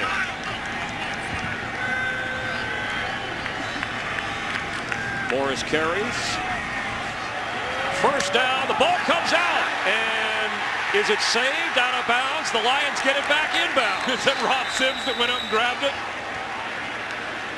The Buccaneers' Sean Jones knocked the ball loose. The Bucs flipped it back, but Sims looked like he got to it. Really a heads-up play by Quincy Black, trying to throw it back in. Sean Jones knocks it out. You'll see 26 come swat right there. He's going to knock it out. Now Quincy Black's going to jump in the air, knowing his momentum's carrying it out. He throws it back in. Barber tips it, and Rob Sims, the offensive guard, with the nifty hands, goes up and gets it. Now that ball was going right for, it looked like Tim Crowder. Rondé Barber hit it up in the air, deflected it, and luckily it came down right in the hands of Rob Sims. And Morris had played with a cast on his hand. That hand injury, limited in the preseason, didn't get a lot of game activity. May have had something to do with the fumble. Stafford's pass complete. Maurice Stovall, the former Buccaneer, gets down inside the 38-yard line. Stovall, who spent the first 5 years here in Tampa Bay, but was voted a team captain for today's game. They have the regular captains on the lines, and then those they rotate. And a special teams player, a four-phase player. Right. What does that mean? Well, that means he plays every special team. He's going to play kickoff team, kickoff return, punt team, punt return, the 4 big ones. And he's in on all those. Helping out as a backup receiver. And that's what he did here, Chris, in Tampa. And you know that he was an outstanding special teams player when he was down here with the Bucs. The drive continues with Java Best. And they are getting some good chunks of yardage on the ground on these first down carries. I love his vision, Java Best. And, you know, most of the good backs have great vision and can read their blocks. He did a great job there just with patience and vision, waiting for the block to happen for Rob Sims. He's nifty little cut up inside for extra yards. I'm telling you, this Bucs defense is worn down. Second down 5. Lions hoping to add to their 7-point lead. Stovall checks back in. 7th play of the drive, as Tim said, trying to wear down this Bucs defense. They're young, but it's hot out there. Temperature near 90. And they've been on the field a lot.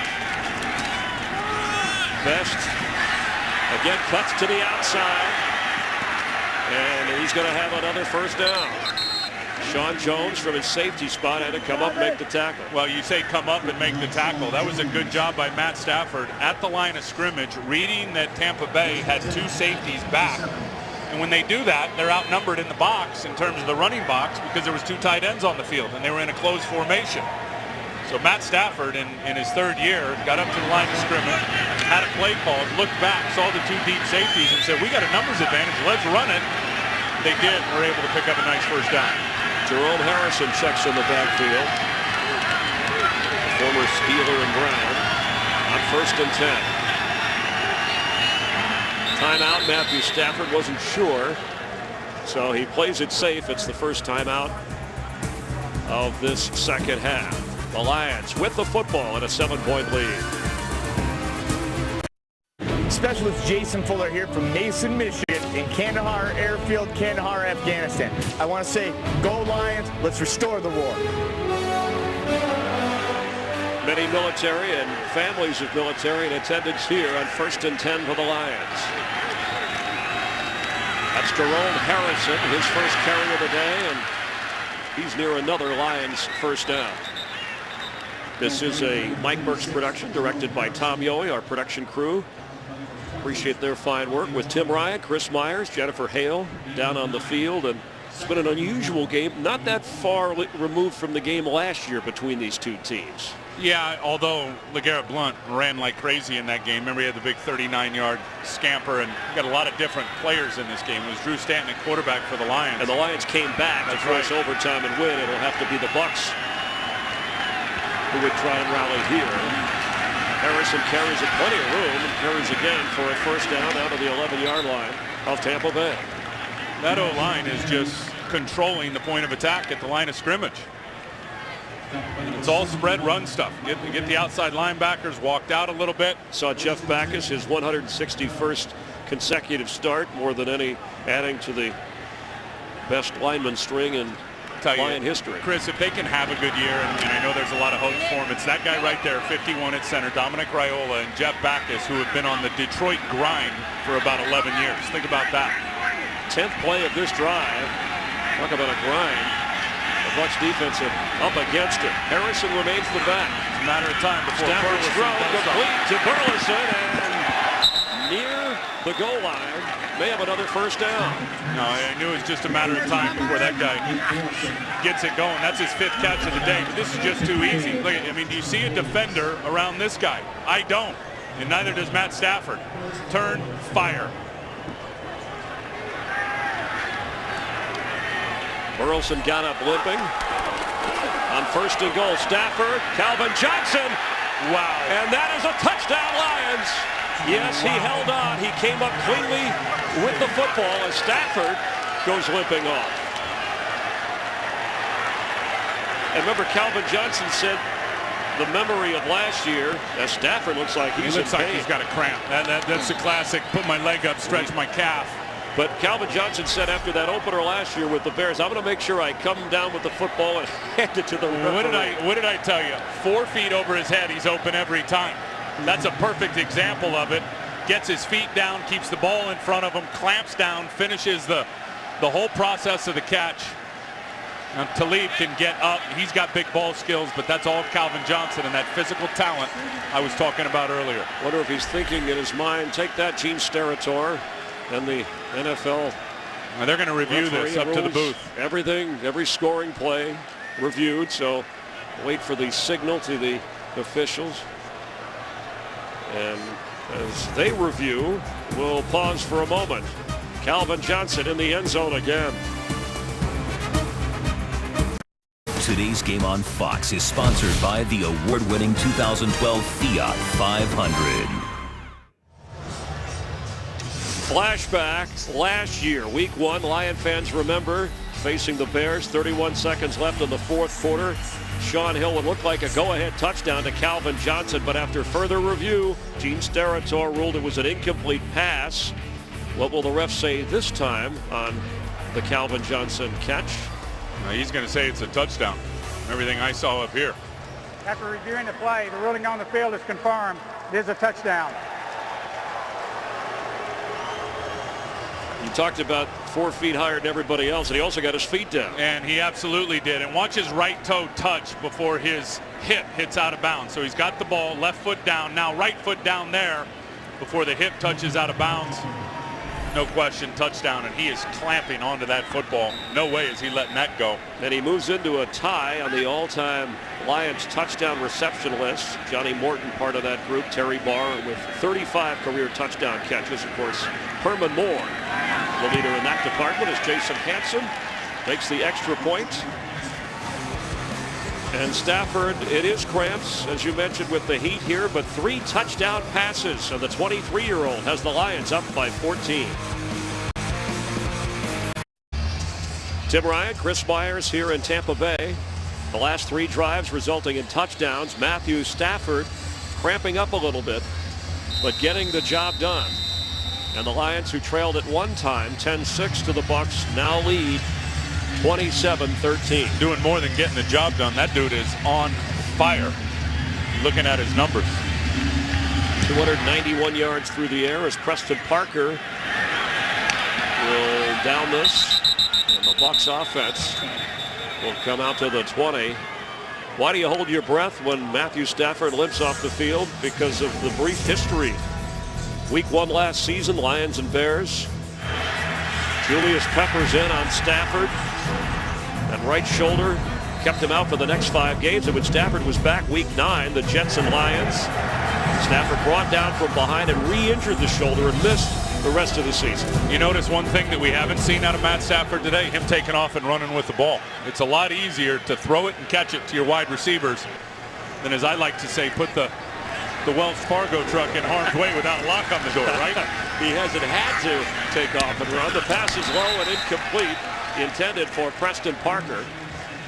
Aurelius Ben started, but we haven't seen much of him. The Buccaneer wide receivers, they thought that was a strength position, and they haven't really been able to do anything, but that goes for the entire Buccaneer offense, and I think we got to give this Lions defense the credit. Absolutely. The Lions linebackers, and we all talk about the line, their linebackers have been terrific with the upgrades. Eric Wright has been good, but this offense has to find a flow, and they're going to have to do it now at the line of scrimmage with the hurry-up tempo. Detroit, somebody jumps there. Detroit has taken LeGarrette Blount out of this game, as Graham remains the back. Neutral zone infraction, number 94. Defense, 5-yard penalty, still second down.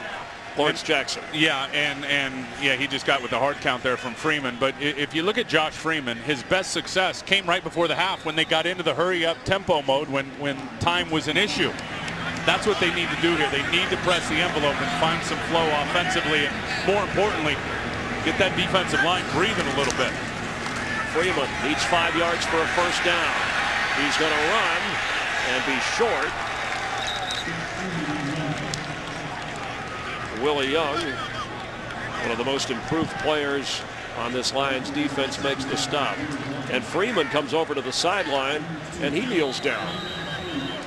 He told us the other day he doesn't like to run, and there was a running lane if he had taken off earlier. Detroit in man coverage everywhere, and he decides late that he's going to take off and run, and looked like he got a little nicked. I mean, the guy's 6'6" and 245 pounds. Willie Young is 250. Looks like they're taking Josh Freeman to the locker room. And we were worried about Matthew Stafford's health. And Freeman jogging in there. That would be a concern for the Bucs. But Josh Johnson has been in the system, an original draft pick out of San Diego, played for Jim Harbaugh there. Now you better be careful about how you do your man coverage against these guys, because this guy can absolutely fly. He will take off and run with your defenders in man coverage in a heartbeat. Capable of throwing it. Had an excellent preseason as well. Under pressure, he is going to run and try to get a first down. Looks like he's a little bit short, depending on the spot. That's an important third down play.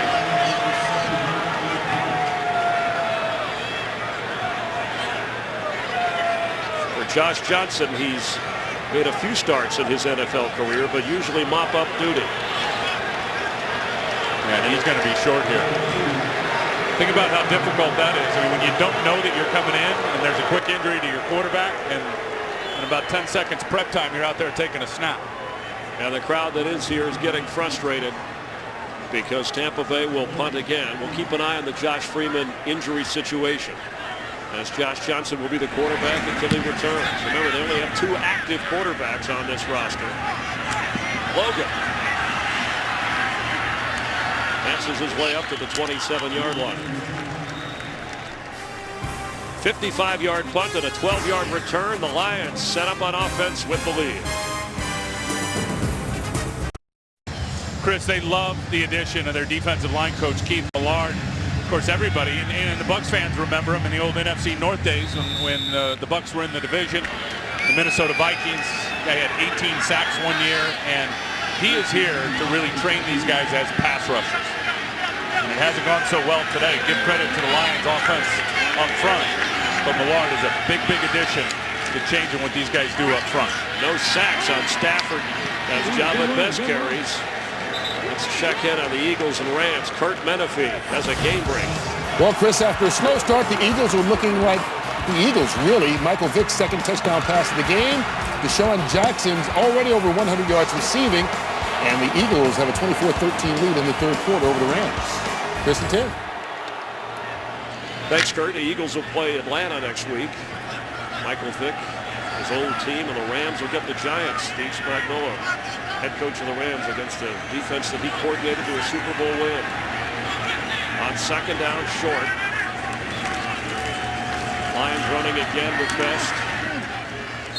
And chewing up yardage on the clock. I'll tell you what, Scott Linehan, and to me, an underrated play caller in this league, and I think he's so much more comfortable now just being on the offensive side of the ball. I thought he was out of his element as a head coach in St. Louis, certainly towards the end. This guy is an offensive mind and a really good one, and has kept these guys off balance, that being the Bucs defense with those little inside counter runs, fake reverses, and then Matthew Stafford, of course, his quarterback, executing the whole thing. And it hasn't helped that the defense has been on the field because the Buc offense has not been able to sustain a drive. They're going to run again with Best. Gino Hayes over there to make the tackle, so Stafford back in after the cramps and running the show. Let's check in with Jennifer Hale down on the field. Yeah, Chris, I tell you what, the ice is flying over on the Detroit sideline. The heat factor is really kicking in for the Lions right now. For the past several minutes, I've been watching trainers rub down Stafford's left leg with ice. Looks like he's good to go now. Nate Burleson also being affected by this heat. Trainers have been working over him. You can see lots of the Lions players with soaking wet towels draped over their heads and necks, just trying to cool themselves down. Chris, Tim? Second down, 7. Harrison carries, knocked down in the backfield by Rondé Barber. At age 36, his 184th consecutive start, and that's the longest active streak in the league, with Peyton Manning's streak coming to an end. You can fool him a few times, but don't make a steady diet of it.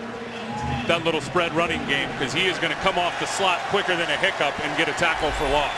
How he's still doing it in year 15 at his age is remarkable. And his height and weight, he's what, 5'10", 184 pounds. And let me tell you something, a lot of people don't know it, but he plays more linebacker than he does corner when they get into their passing defense. Well, they need a big play here. trailing by 14 on 3rd and 10. The Lions want to keep it going. Stafford throws deep for Titus Young. Knocked in the air and complete.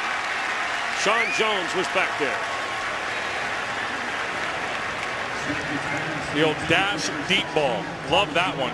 You spread them out, dash out Stafford to the right. Typically, that's going to be some type of a short tiered route coming over the middle. No, Linehan calls it up to take it deep. Stafford unloads it late, and this ball is underthrown, and lucky not intercepted by Sean Jones. Only the second punt today by Detroit's rookie punter Ryan Donahue. Taking over for Nick Harris, who had been here for 7 years and endured a lot of the pain and suffering of the Lions, but rooting for this team to do well. That's the kickoff. Spurlock lets it bounce. Remember, Straughter had a big return on a kickoff, but had an ankle problem. And so Spurlock and Preston Parker have handled the return duty. Next weekend on FX, the Saturday game of the week, Syracuse takes on Matt Barkley and USC Southern Cal. It's the FX Saturday College Game of the Week, presented by Russell Athletic. It's in high definition, only on FX. Next weekend, check local listing for the channel and start time in your area. Of course, I remember interviewing you as a star. That was one of your first gigs, wasn't it? Yes. Oh, yeah. Way back when? And I said, you know, you got a good voice. It had nothing to do so with do you, Chris. your playing career. But I said, when you finish your playing career, I think you've got it for an announcer. Yeah. You've done okay. Yeah, appreciate that. A long way blast from the past. From USC. All right, Josh Johnson remains the quarterback and completes the pass. Short of the 25-yard line. We're still waiting. That's Desmond Briscoe on an update. Josh Freeman jogged off. Now he's jogging back out of the tunnel on the Buccaneers sideline. So Josh Freeman at least is back to the Buccaneer bench. And Josh Johnson trying to hurry up the offense. In his 4th year. And he's got a, I don't know, did he have that big flak jacket on to start the game? Looks like he may have added some padding around his lower back. Away. It'll be 3rd down. For Josh Johnson, 17 NFL games, 4 starts. This is 18th. And has backed up Freeman from day one. Yeah, you see that pad around his kidneys, and that's added now. He went into the locker room and he strapped that thing up. So clearly when he went down from behind, and you could tell right when he went down, he turned around and told somebody, hey, like he felt it right away. Definitely padded up now in the low back and the kidney area. So the Lions hoping for a stop to get the ball back. Johnson standing at his 20. He's in trouble. And real trouble. It'll be 4th down.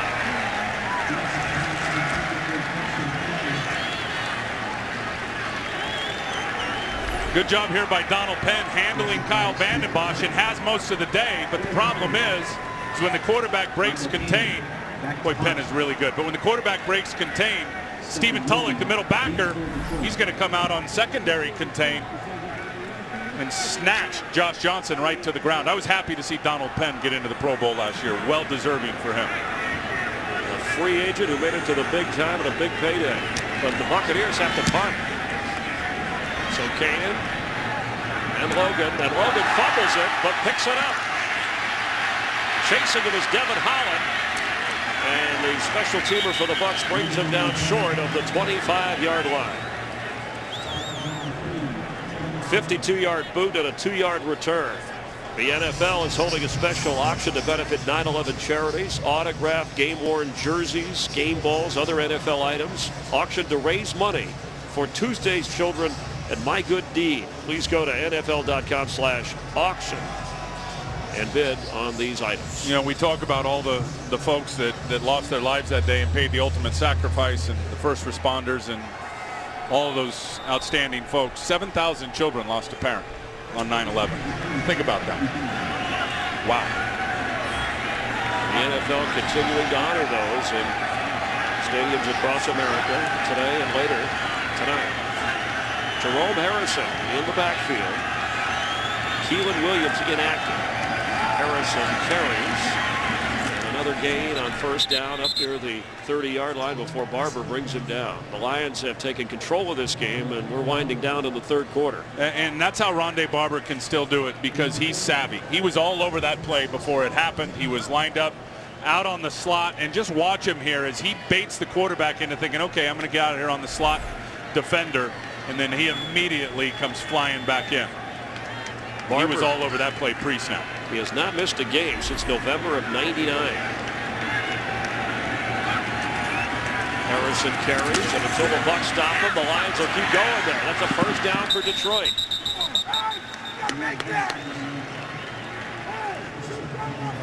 They are really getting behind Rob Sims, letting that left guard lead the way, whether it's Javid Best or Jerome Harrison, letting big number 67 lead the way. Can Josh Freeman return to the game and rally the Bucs, or will the Lions keep it away and add to their lead? At the end of 3 quarters, Detroit with a 27-13 lead here in Tampa Bay.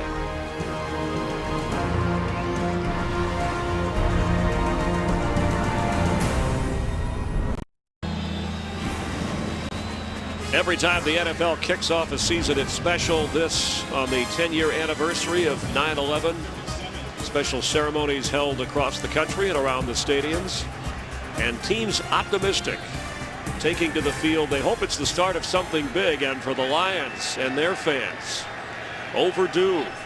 They have dominated this football game after trailing 10-6 early. The ball handed off to Best. And can he get away? He does across the 40, but short of the first down, and the Buccaneers had a chance to throw him for a loss, and they failed to do that. Defenders all up in the running box for Tampa Bay. Look at all these guys. Javid Best has got his eyes on Rondé Barber. Takes a hit from Adrian Claiborne. Now he's going to get a good block right there from Titus Young.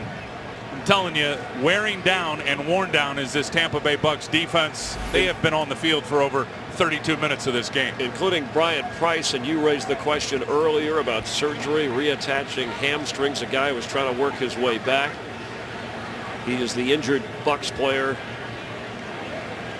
And while they check on him, let's get an update from Kurt Menefee. A dominant performance by the Bears defense today. Matt Ryan helps them out by fumbling this football. Brian Urlacher, who already had an interception, scoops up the fumble and takes it in for the touchdown. 12 yards on the score. Bears all over the Falcons, 30-6. That one in the fourth quarter. Chris and Tim. So the Buccaneers in the NFC South watching Atlanta. That's a surprise to me. I mean, I thought that would be a much closer game. Atlanta still hung over from a terrible preseason. They didn't win a game. Best record in the league last year. The #1 seed knocked out in the playoffs. Calvin Johnson on the catch. It'll bring up a third down as Sean Jones makes the tackle. The Bucs defense. This game's not even close in terms of the numbers. The score is not indicative of what's happened in this game, Chris. You got 25 first downs to 6 for the Tampa Bay Bucs. 420 yards to 128. And an important stop here for Tampa. If Josh Freeman can get back on the field. The Bucs are known, the young Bucs, for their fourth quarter comebacks. But Stafford wants to keep his... Watch out for Pettigrew here. Hand on the wheel. A little swing route to Javid Best. Plenty of time. Throws for Calvin Johnson, and it's incomplete. Coverage help over there. Cody Grimm with Aqib Talib. There's the cramps again for Matt Stafford. It's the old walk on the heel. I got a cramp in my right calf. You can hydrate all you want, but the wear and tear out there in this 90-degree heat. So on fourth down, the Buc defense does its job. Yeah, they were all over it. And a third down play the whole preseason for Detroit was that little swing route to Javid Best. The Bucs were having none of it. They covered it up. Michael Spurlock with a chance to return the punt. And he's going to go down or go out of bounds at the 8-yard line. Maurice Stovall, the former Buc, running him out. 45-yard kick and a loss of 3. We will see Josh Freeman. He's going to take the field for the Bucs. But why the cramps for Stafford and some of the Lions? Look at the temperature. Look at the humidity here in Florida. Today's game is sponsored by Chevrolet and their award-winning cars, trucks, and crossovers. By Old Spice, kill the stink of your body and replace it with the science of love. And by Corona Extra, who invites you to find your beach.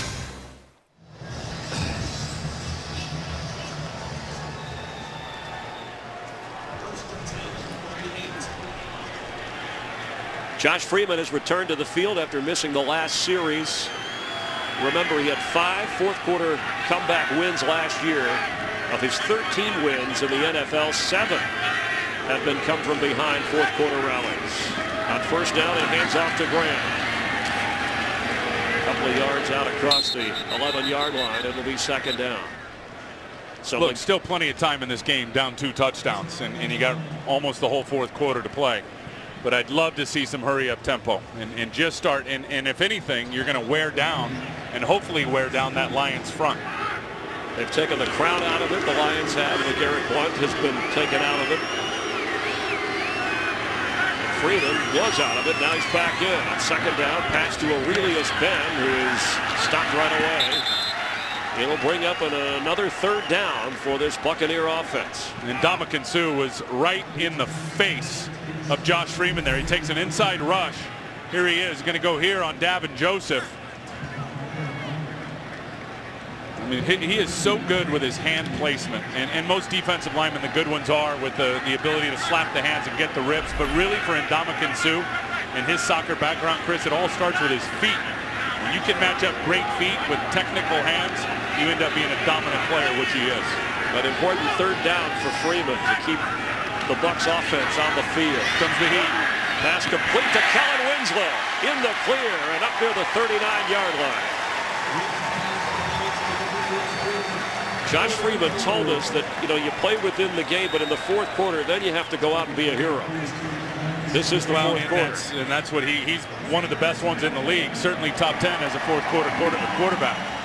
Greg Olson's got to push in the envelope here, the offensive coordinator, at the line of scrimmage. 23-yard completion. Time for Freeman. Coming for Parker. Catches it near the 45 and goes out of bounds. Here's the play before the big completion, and Ndamukong Suh got the good pressure. Watch what they do to him here. They got 3 guys locked up on Ndamukong Suh. 2 linemen, and then Ernest Graham wants to get in there and take a shot.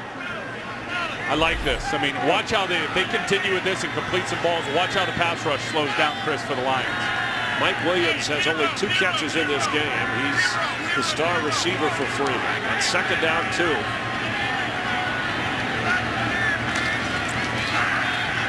Graham cuts back and has a first down at the 45-yard line of Detroit.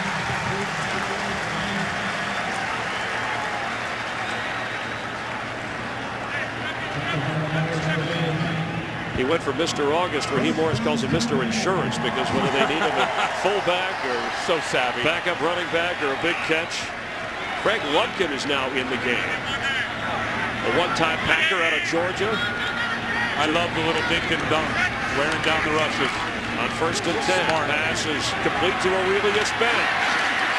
And he has a first down inside the 35 of Detroit. And look at all the new guys coming in on the rotation for the Lions defense. And they're going to work that 8-man rotation. But Josh Freeman needs to just keep doing what he's doing, staying with the methodical plan at the line of scrimmage. Look, if the Lions are going to give you a cushion, just dink and dunk and make them work. Maybe the Lions wearing down a little or feeling some of that dehydration. Eric Wright is the player sitting down at the 36-yard line. Chris Houston, who had the big interception, also the leading tackler in this game for Detroit. The Bucs are on the move, trailing by 14 here in the heat. Josh Freeman trying to rally the Bucs, trailing here to the Lions, 27-13. Eric Wright cramping up, so Aaron Berry comes in at the corner for Detroit. Also Maurice Stovall headed to the locker room. On first and 10 for the Bucs. Yeah, shotgun fast pass, love it. Big cushion at the top. Up at the top of the screen, let's see if Josh just gets it in his hands and releases it. Really has been dropped it. Boy, Tulloch is instinctive, isn't he? Yeah, for a little linebacker. You surprised at how vertically challenged he was when he walked into the room last night? You're being polite, but he's got a chip on his shoulder the size of Montana.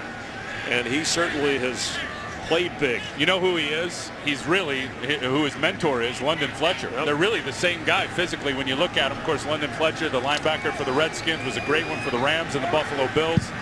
These guys mimic each other so much. And Tulloch, growing up as a high school player, he said that London Fletcher was his favorite player and really has modeled himself after him. So he's in the middle for the Lions. LeGarrette Blount checks back in, and he gets the football. And Tulloch's not having it. And Blount goes nowhere, so it's going to be third down from the 33 of Detroit. Listen, when Blount's in there, number one, it's a run alert, but here's Tulloch. He's going to try this way, Blount, and Stephen Tulloch's just all over it. There's no chance. He reads the guard pulling. That's his key. And that's the key of a linebacker, not to get too technical, but a linebacker's got his eyes on the guard. He's got his eyes on the running back.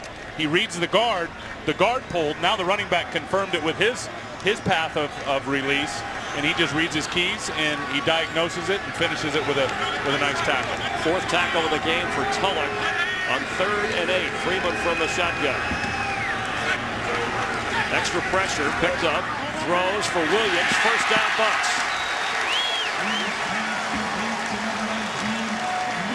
Josh Freeman told us that's his go-to guy whenever he's in trouble, even if you're playing, backyard street ball football. 13-yard pickup. And again, big cushion from Aaron Berry. And you're right, Chris, in saying that. I mean, there is a huge relationship. You could see it last year as Mike Williams led all rookies in catches with Josh Freeman. And that time, that was just an easy read. Off coverage, out route, not a problem. 1st and 10 from the 20. Freeman goes underneath the behind Ernest Graham. It'll be 2nd down 10. So Eric Wright remains out. They picked on Berry last time. You wonder if Freeman will go back to that spot on the corner. And Detroit's rotating that defensive line. And Ndamukong Suh just goes out. Bringing Andre Fluellen to replace him. Freeman and Suh have a history going back to their college days. They talked yesterday, but that was it. Suh said until I see him on the field. Freeman toward the end zone and incomplete. The play was never happening, and Mike Williams over there. That's great coverage from Aaron Berry. That's perfect. I mean, he is in such good position. He's in man coverage because the Lions defensively are bringing the pressure. And watch Berry. He's going to turn and now drive Mike Williams to the sideline. Use the sideline as an extra defender. You're playing with 13 defenders out there. When you count the sidelines as defenders, that is textbook by Aaron Berry. And remember, Tim, there's no force-out rule anymore, so you can use that, push a guy if he's trying to get his feet down. 12th play of this drive and the longest drive of the game for the Bucs, but they need points on the end of it. On 3rd down, Freeman hesitates, completes to Preston Parker. He's short. It's going to be a big 4th down. Yeah, and Jeff Fane's out there yelling, let's go for it. He's Jeff Fane, the center's looking at the sideline, swinging his arms, and he is absolutely right in his aggressiveness. They've got to go for it. Remember earlier when they had a 2nd and 1, and on 2 tries running it, they couldn't get the first down. See if they brought in Ndamukong Suh back into the lineup. And Ndamukong is not out there. So trailing by 14, Raheem going for it. It was a gutsy call by Jim Schwartz on 4th down in the first half of this game that produced a touchdown for the Lions and turned the game upside down. Ernest Graham fighting. Looks like the ball came out at the end of the play. And on 4th down, before it came out, it looked like he was close. Well, he was fighting for that extra yard, and I think fighting for that yard is when the ball got knocked out. Louis Delmas and the Lions stacked it up pretty good. It's going to be Lions football. And a major stop by the Lions defense. And just getting a little lag, draw it this way. A little power. And as he's reaching out, oh, his knee was down. It looked like his right knee was down before that ball came out. Today's game on Fox is sponsored by the Chevy Cruze.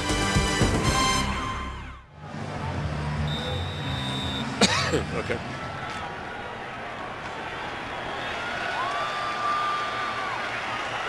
Stephen Tulloch coming up with the loose football by Ernest Graham on the 4th and 1 failure on the part of the Bucs. So the Lions take over, protecting a 14-point lead.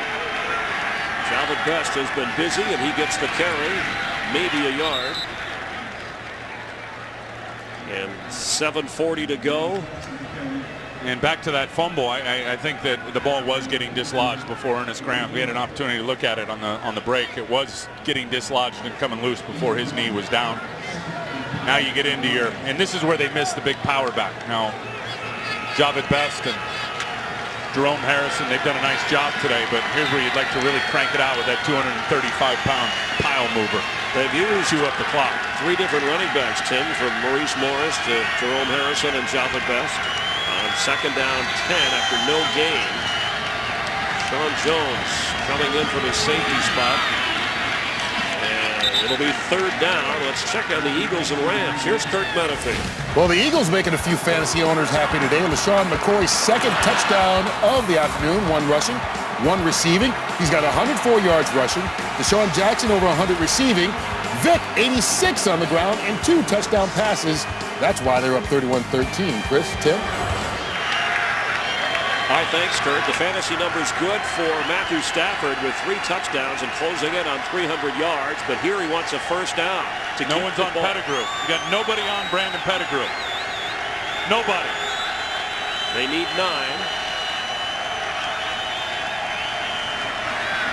And the pass goes to Jalvin Best, who is brought down from behind by Dakota Watson. And it'll be 4th down. Special teams, Rich Bisaccia, the special teams coach, moved on to San Diego. Wayne Stooks in charge of that here. Is this where you gamble on a punt block? Well, you certainly don't want to get a roughing the punter down here, and you get the return, you're going to be in good field position. But yeah, I think they're going to turn it up. And the reason I'll tell you they turn it up, when you only got 1 guy out there pressing the gunner, and you got 8 inside rushing, here comes the heat. He's a rookie punter, Ryan Donahue. Standing inside his 5. Spurlock is back for the Bucs. He does get the kickoff. Fair catch waved for and run into by a member of the Lions. So here comes the flag. And you can tell Rasheed Davis never saw at least it appeared he didn't see the fair catch signal, but the flag came out nonetheless.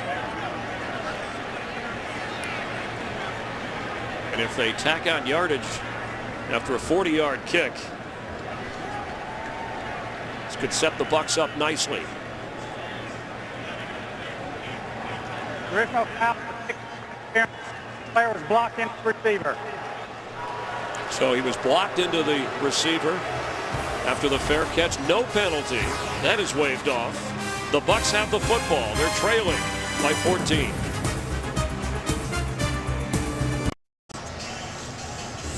Next Sunday, Fox Sports proud to bring you exciting coverage of the Barclays Premier League. Manchester United, owned by the Glazers, who own the Bucs, taking on Chelsea. Coverage beginning Sunday in high definition. Check local listings for the start time in your area. Freeman on 1st down to Ernest Graham underneath.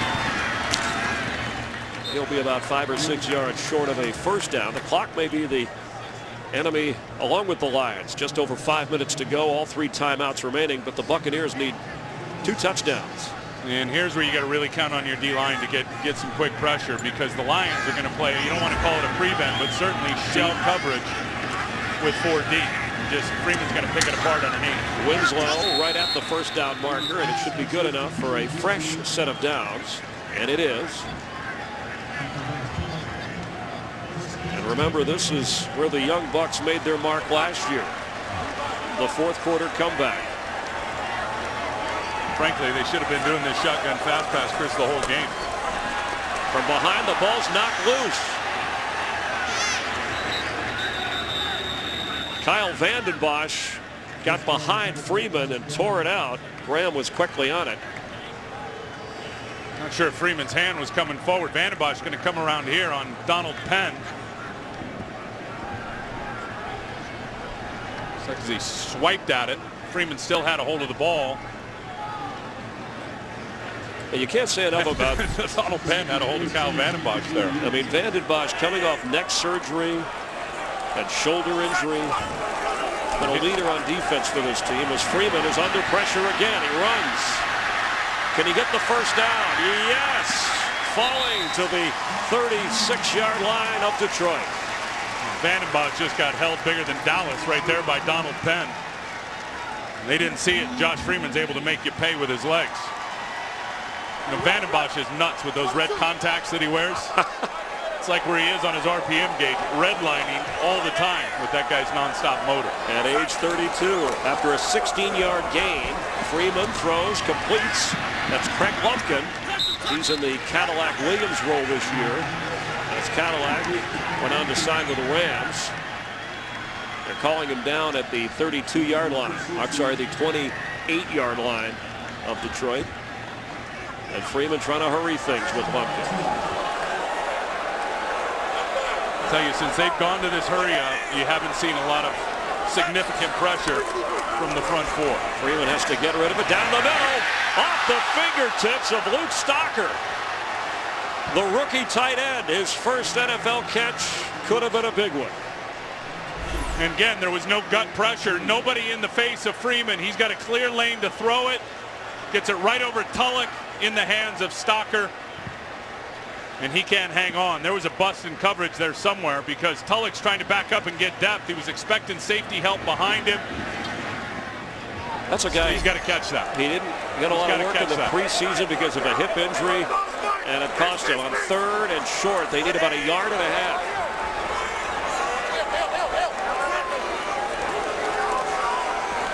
Freeman, complete. First down, Bucs at the 12 as Winslow hauls it in. What do you know on 3rd down for Kellen Winslow, right? And he just gets Justin Durant to fall down here. He spun Justin Durant around on that little out cut. Perfect throw from Josh Freeman. They went on 4th down the last time they were down here, and the Lions kept them out. A fresh set of downs for Freeman. Pressure coming.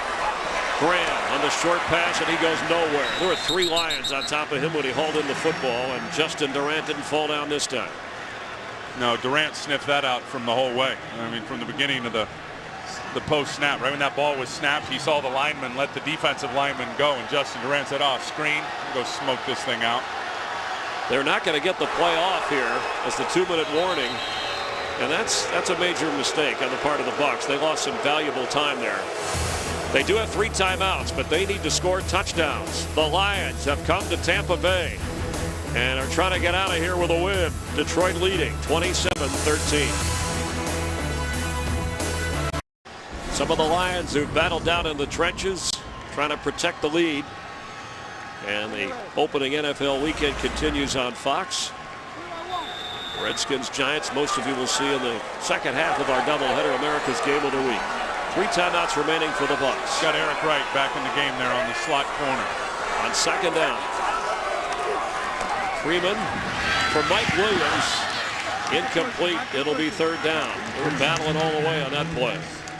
Chris Houston has played some good football today. He had the interception early with the ball skills, and watch his coverage right here. I mean, he is tucked right in the front pocket of Mike Williams, and Mike tries every time with that little savvy push-up, just enough to not get called but to free himself up.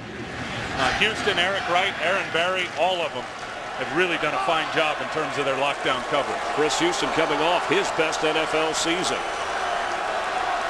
Lumpkin the back on 3rd down. Bucs are running out of time. Pass complete, but the tackle on Aurelius Ben. The ball comes out at the end right there at the 5-yard line. They're going to call him down. You saw who hit him, right? Ndamukong Suh. Tulloch was back there, part of that. It'll be 4th down for Tampa Bay. Watch the pursuit by Ndamukong Suh here. You see Aurelius Ben, and there he is, 90. Spinning, hanging on. Now Suh says, boom! And the Bucs use one of their timeouts. And Ndamukong Suh said when he was back in college and Josh Freeman was being recruited at Nebraska, and Freeman decommitted and was going to go to Kansas State, they didn't talk for years. And they finally reconnected, but he felt like Freeman bailed on him. They talked about winning championships in college together. Well, because he had committed already and then decommitted. And Ndamukong said he was kind of okay with it, you know, as they played against each other in college when he was at K-State. But talking to Josh Freeman, he had a different story. He thought Ndamukong took it totally free. He goes, man, he thought I just really dissed him. He took it personal. And now Freeman trying to write the story. Game on the line for the Bucs, trailing by 14 on 4th down and 3.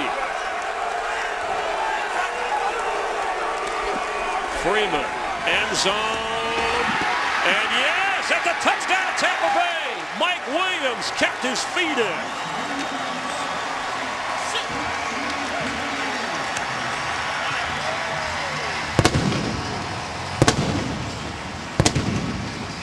How about the feet? Good coverage, but Freeman throws a better ball nice and high to Mike Williams. He goes up and gets it. Now watch him toe tap both feet. Oh, that is incredible. That is incredible. Williams 6'2", Barry about 5'10 and a half. Great throw up high at the back end line where only your guy can get it. And look at him let that lower body die and tiptoe those feet inbounds. That body control for a guy that size is really incredible. The NFL automatically reviewing to make sure before they can kick the extra point.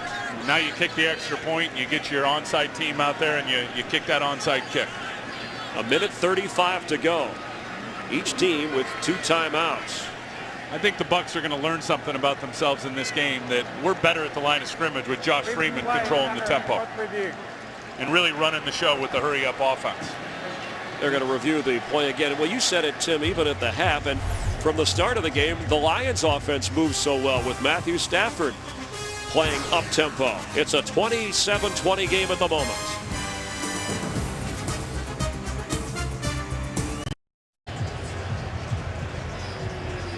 Mike Williams, who had 11 touchdowns as a rookie last year, his first this year and in this game.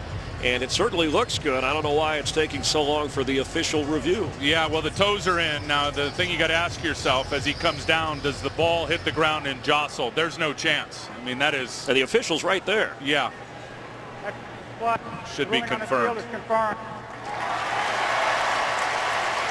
So the people in Tampa Bay agree with that. And the extra point from Connor Barth will make it a 7-point game. How much do you love this league and love these games, that this game has been so lopsided in yards, time of possession, the Lions moving it up and down the field, and all Detroit. And here we are with a minute 35 to go, and they're going to have a chance for an onside kick to get right back in. And Josh Freeman, the comeback kid who leaves with a back or kidney injury, runs to the locker room, runs back out, throws a touchdown pass with a minute 35 to go. And the onside kick is coming. No doubt. Remember, you get one shot at it. Goes out of bounds, it's going to the spot. You got to no penalties. You get one shot. You got to get it right. You got to get it if you're Tampa. Is it altered at all? We know we kick from the 35, but the rest of the team has to be back at the 30 for the kicker. I know some teams tried some creative ways of bouncing the ball with onside kicks. Well, and you can only have 6 guys on one side of the kicker as well. That rule's a couple of years old, but no, I don't think so. I think these guys can get to full speed within 15 yards. There's the hands team out there for the Lions. And Michael Kanan, who is the kickoff specialist and the biggest free agent, the Bucs, really the only free agent other than re-signing some of their own players. That's a pretty good number right there. Now, you know the kick's got to go 10 yards for the kick team to recover it. Unless it bounces. The hands team can come up and get it before 10, but 4 out of 10, that's a pretty good percentage for Michael Kanan. 10 tries and 4 of them his kicking team when he was in Atlanta were able to recover. Remember last year in December, it was the Lions who battled back to force overtime before they won on a field goal. The Bucs, after leading 10-6 early, have trailed since and need the ball and a touchdown and extra point to force a tie here.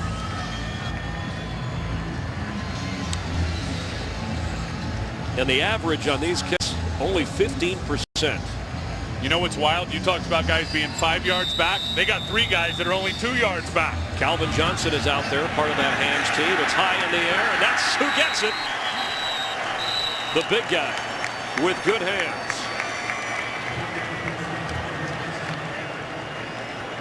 I would have kicked it away from wherever he was standing. Well, you don't. That thing just took off on Kanan in terms of going straight up in the air and over that first line and right into the hands of big Calvin. This is that 44-inch vertical jump I was talking about earlier. It's going to bounce once. Now it's just going to go up in the sky. Watch 81 climb the ladder. Look at that. You jumped that high, Chris? Back in the day, maybe? Back maybe with a ladder and a trampoline. And I don't know if I'd come down with the football. But he did. So from the 40-yard line, the Bucs are running out of time, and the Lions have the football in their hands. 2 timeouts for each team.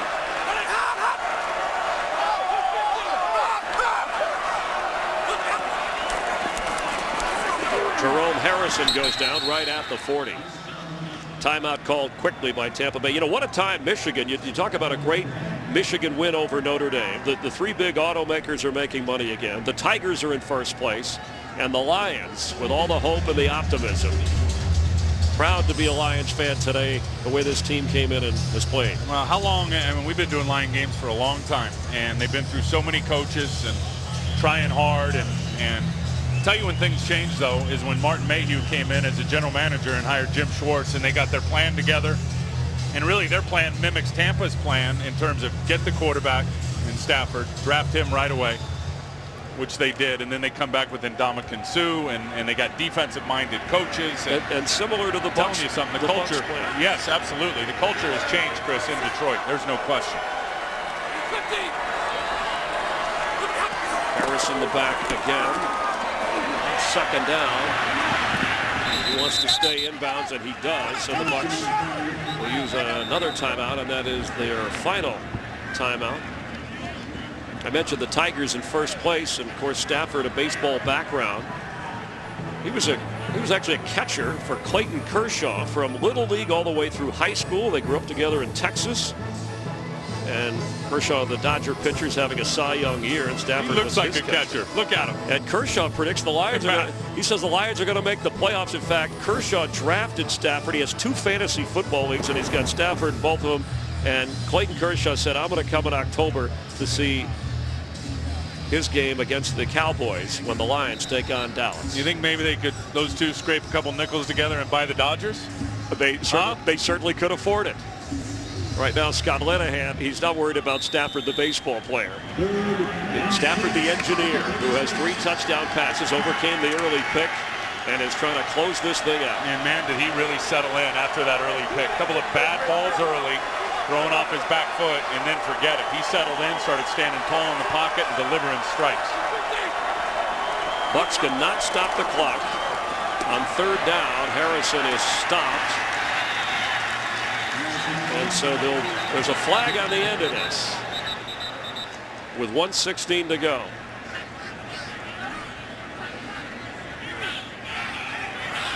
They're still going at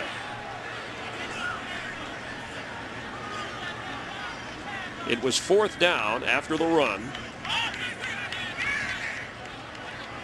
Boy, what a mistake. This is on Detroit. Personal foul, unnecessary roughness, number 77, offense. Guster Charlotte. 15-yard penalty. It's 4th down. You know how much time that just saved the Tampa Bay Bucs? That's what, with 30 Tampa seconds? With no timeouts left? I mean, Jimmy Schwartz is going to give him an earful. And he is right now. That stops the clock, Tim, as you just pointed out, and it really is as good as a couple of timeouts. That's right. That's right. And it moves him back further. Well, he just, Gauser Charles with that penalty just breathed a little more life right back into these Tampa Bay Bucs. And there he is, 77. So the play is pretty much over. Oh, that's ridiculous. And you got Geno Hayes from behind. That's ridiculous. So Donahue, the rookie punter who's been steady. Michael Spurlock back to return for the Bucs. That could end up being a catastrophic error. It's not over yet.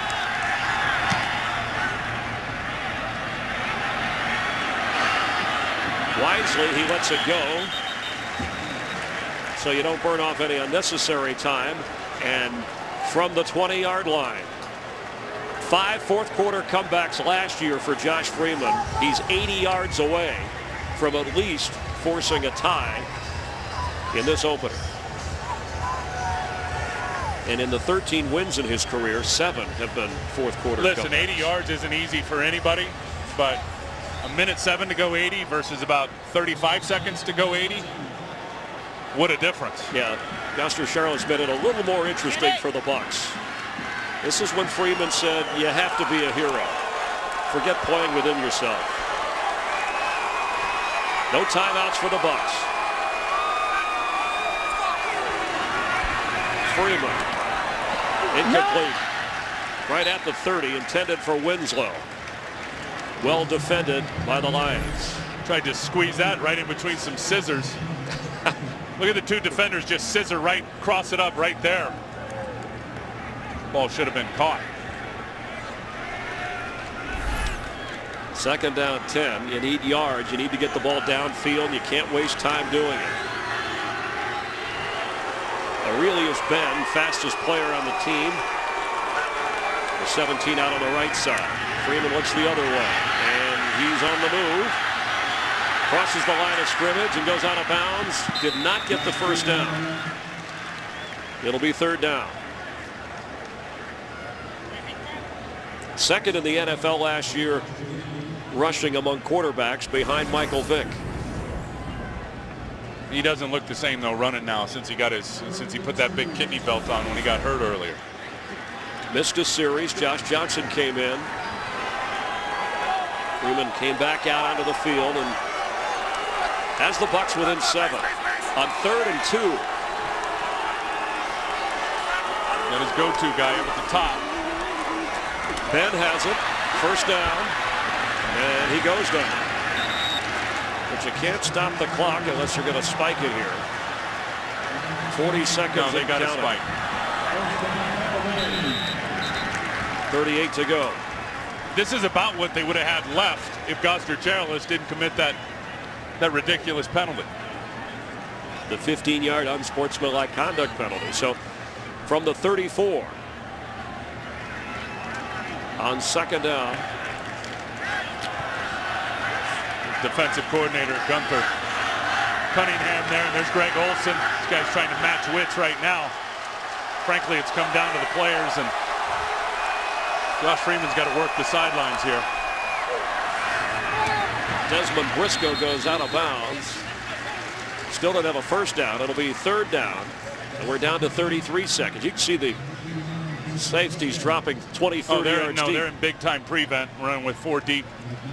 People back in the secondary, not let anything get behind him, and really challenging Tampa to throw it over the middle of the field. Come up and make the tackle. They can't stop the clock. Jim Schwartz, the defensive specialist from Tennessee for Jeff Fisher all those years. Greg Olson, the offensive coordinator of the Bucs. Freeman has time, flips it in the air. Ernest Graham has it and has a first down. Watch this, though. That was a left-handed throw by Freeman, but the clock is running. They're going to have to spike it again here. 16 seconds left, but what an effort by Freeman. Talk about... That's why you're 260 pounds. That's when it's an advantage. There's a flag down at the 48-yard line. I think Detroit had too many guys on the field. They were trying to get a substitution. That may be what Raheem Morris is yelling about. As Freeman was getting up to the line of scrimmage to spike it, it looked like Detroit was trying to shuttle a few different players in. Defense, 5-yard penalty. Well, that stops the clock. Troy didn't need you when you had Freeman spiking the ball. Moves it up 5 yards. You hear see Jim Schwartz back up. They're 40. Listen, it's not a field goal game. They've got to score a touchdown. Stay back, keep it in front of you. 42 yards away, and you have maybe 3 plays. Mike Williams is out on the left for Freeman. 3 plays if they can work the sideline. Anything over the middle of the field, you won't have 3 plays. And he's going for Williams, who wasn't even looking. Out of bounds, incomplete. And the deep safeties were waiting. 8 seconds left. And look at all the guys backpedaling. And look at playing outside leverage the corners, and Louis Delmas out of the picture, just waiting back there playing center field. Catches it, but out of bounds. But you can see what the corners are doing. The cornerbacks are playing what we call outside leverage, so they're forcing everything inside, that if those receivers do catch the ball, it's got to be in the field of play, make a tackle, and chew more time off that clock, and hopefully this game will be over if you're looking at the Lions. May be the last play of the game, unless there's a defensive penalty or a quick toss. Penalty flag down. There is no foul for delay of game. We were in the process of resetting the chains. Second down. So they'll pick up the flag inside the 10. Is there a Hail Mary? Well, left? you got defenders on the goal line. Calvin Johnson is back at the goal line. He made the grab on the onside kick. Delmas, Calvin Johnson, Amari Spivey. And that's where Freeman is going to have to get the football. He goes underneath to Ernest Graham. He's going to keep it. Got to pitch it. And he does to Donald Penn. Donald Penn's got to pitch it. The clock has run out. Oh, my goodness. But the ball is still alive. Winslow to Parker. They're going the wrong way. The Lions have it. The Lions win. And after 4 straight last year, 5 in a row for the Lions. That hasn't happened since the mid-90s. But it took Luis Delmas to close it out. The NFL doubleheader on Fox continues.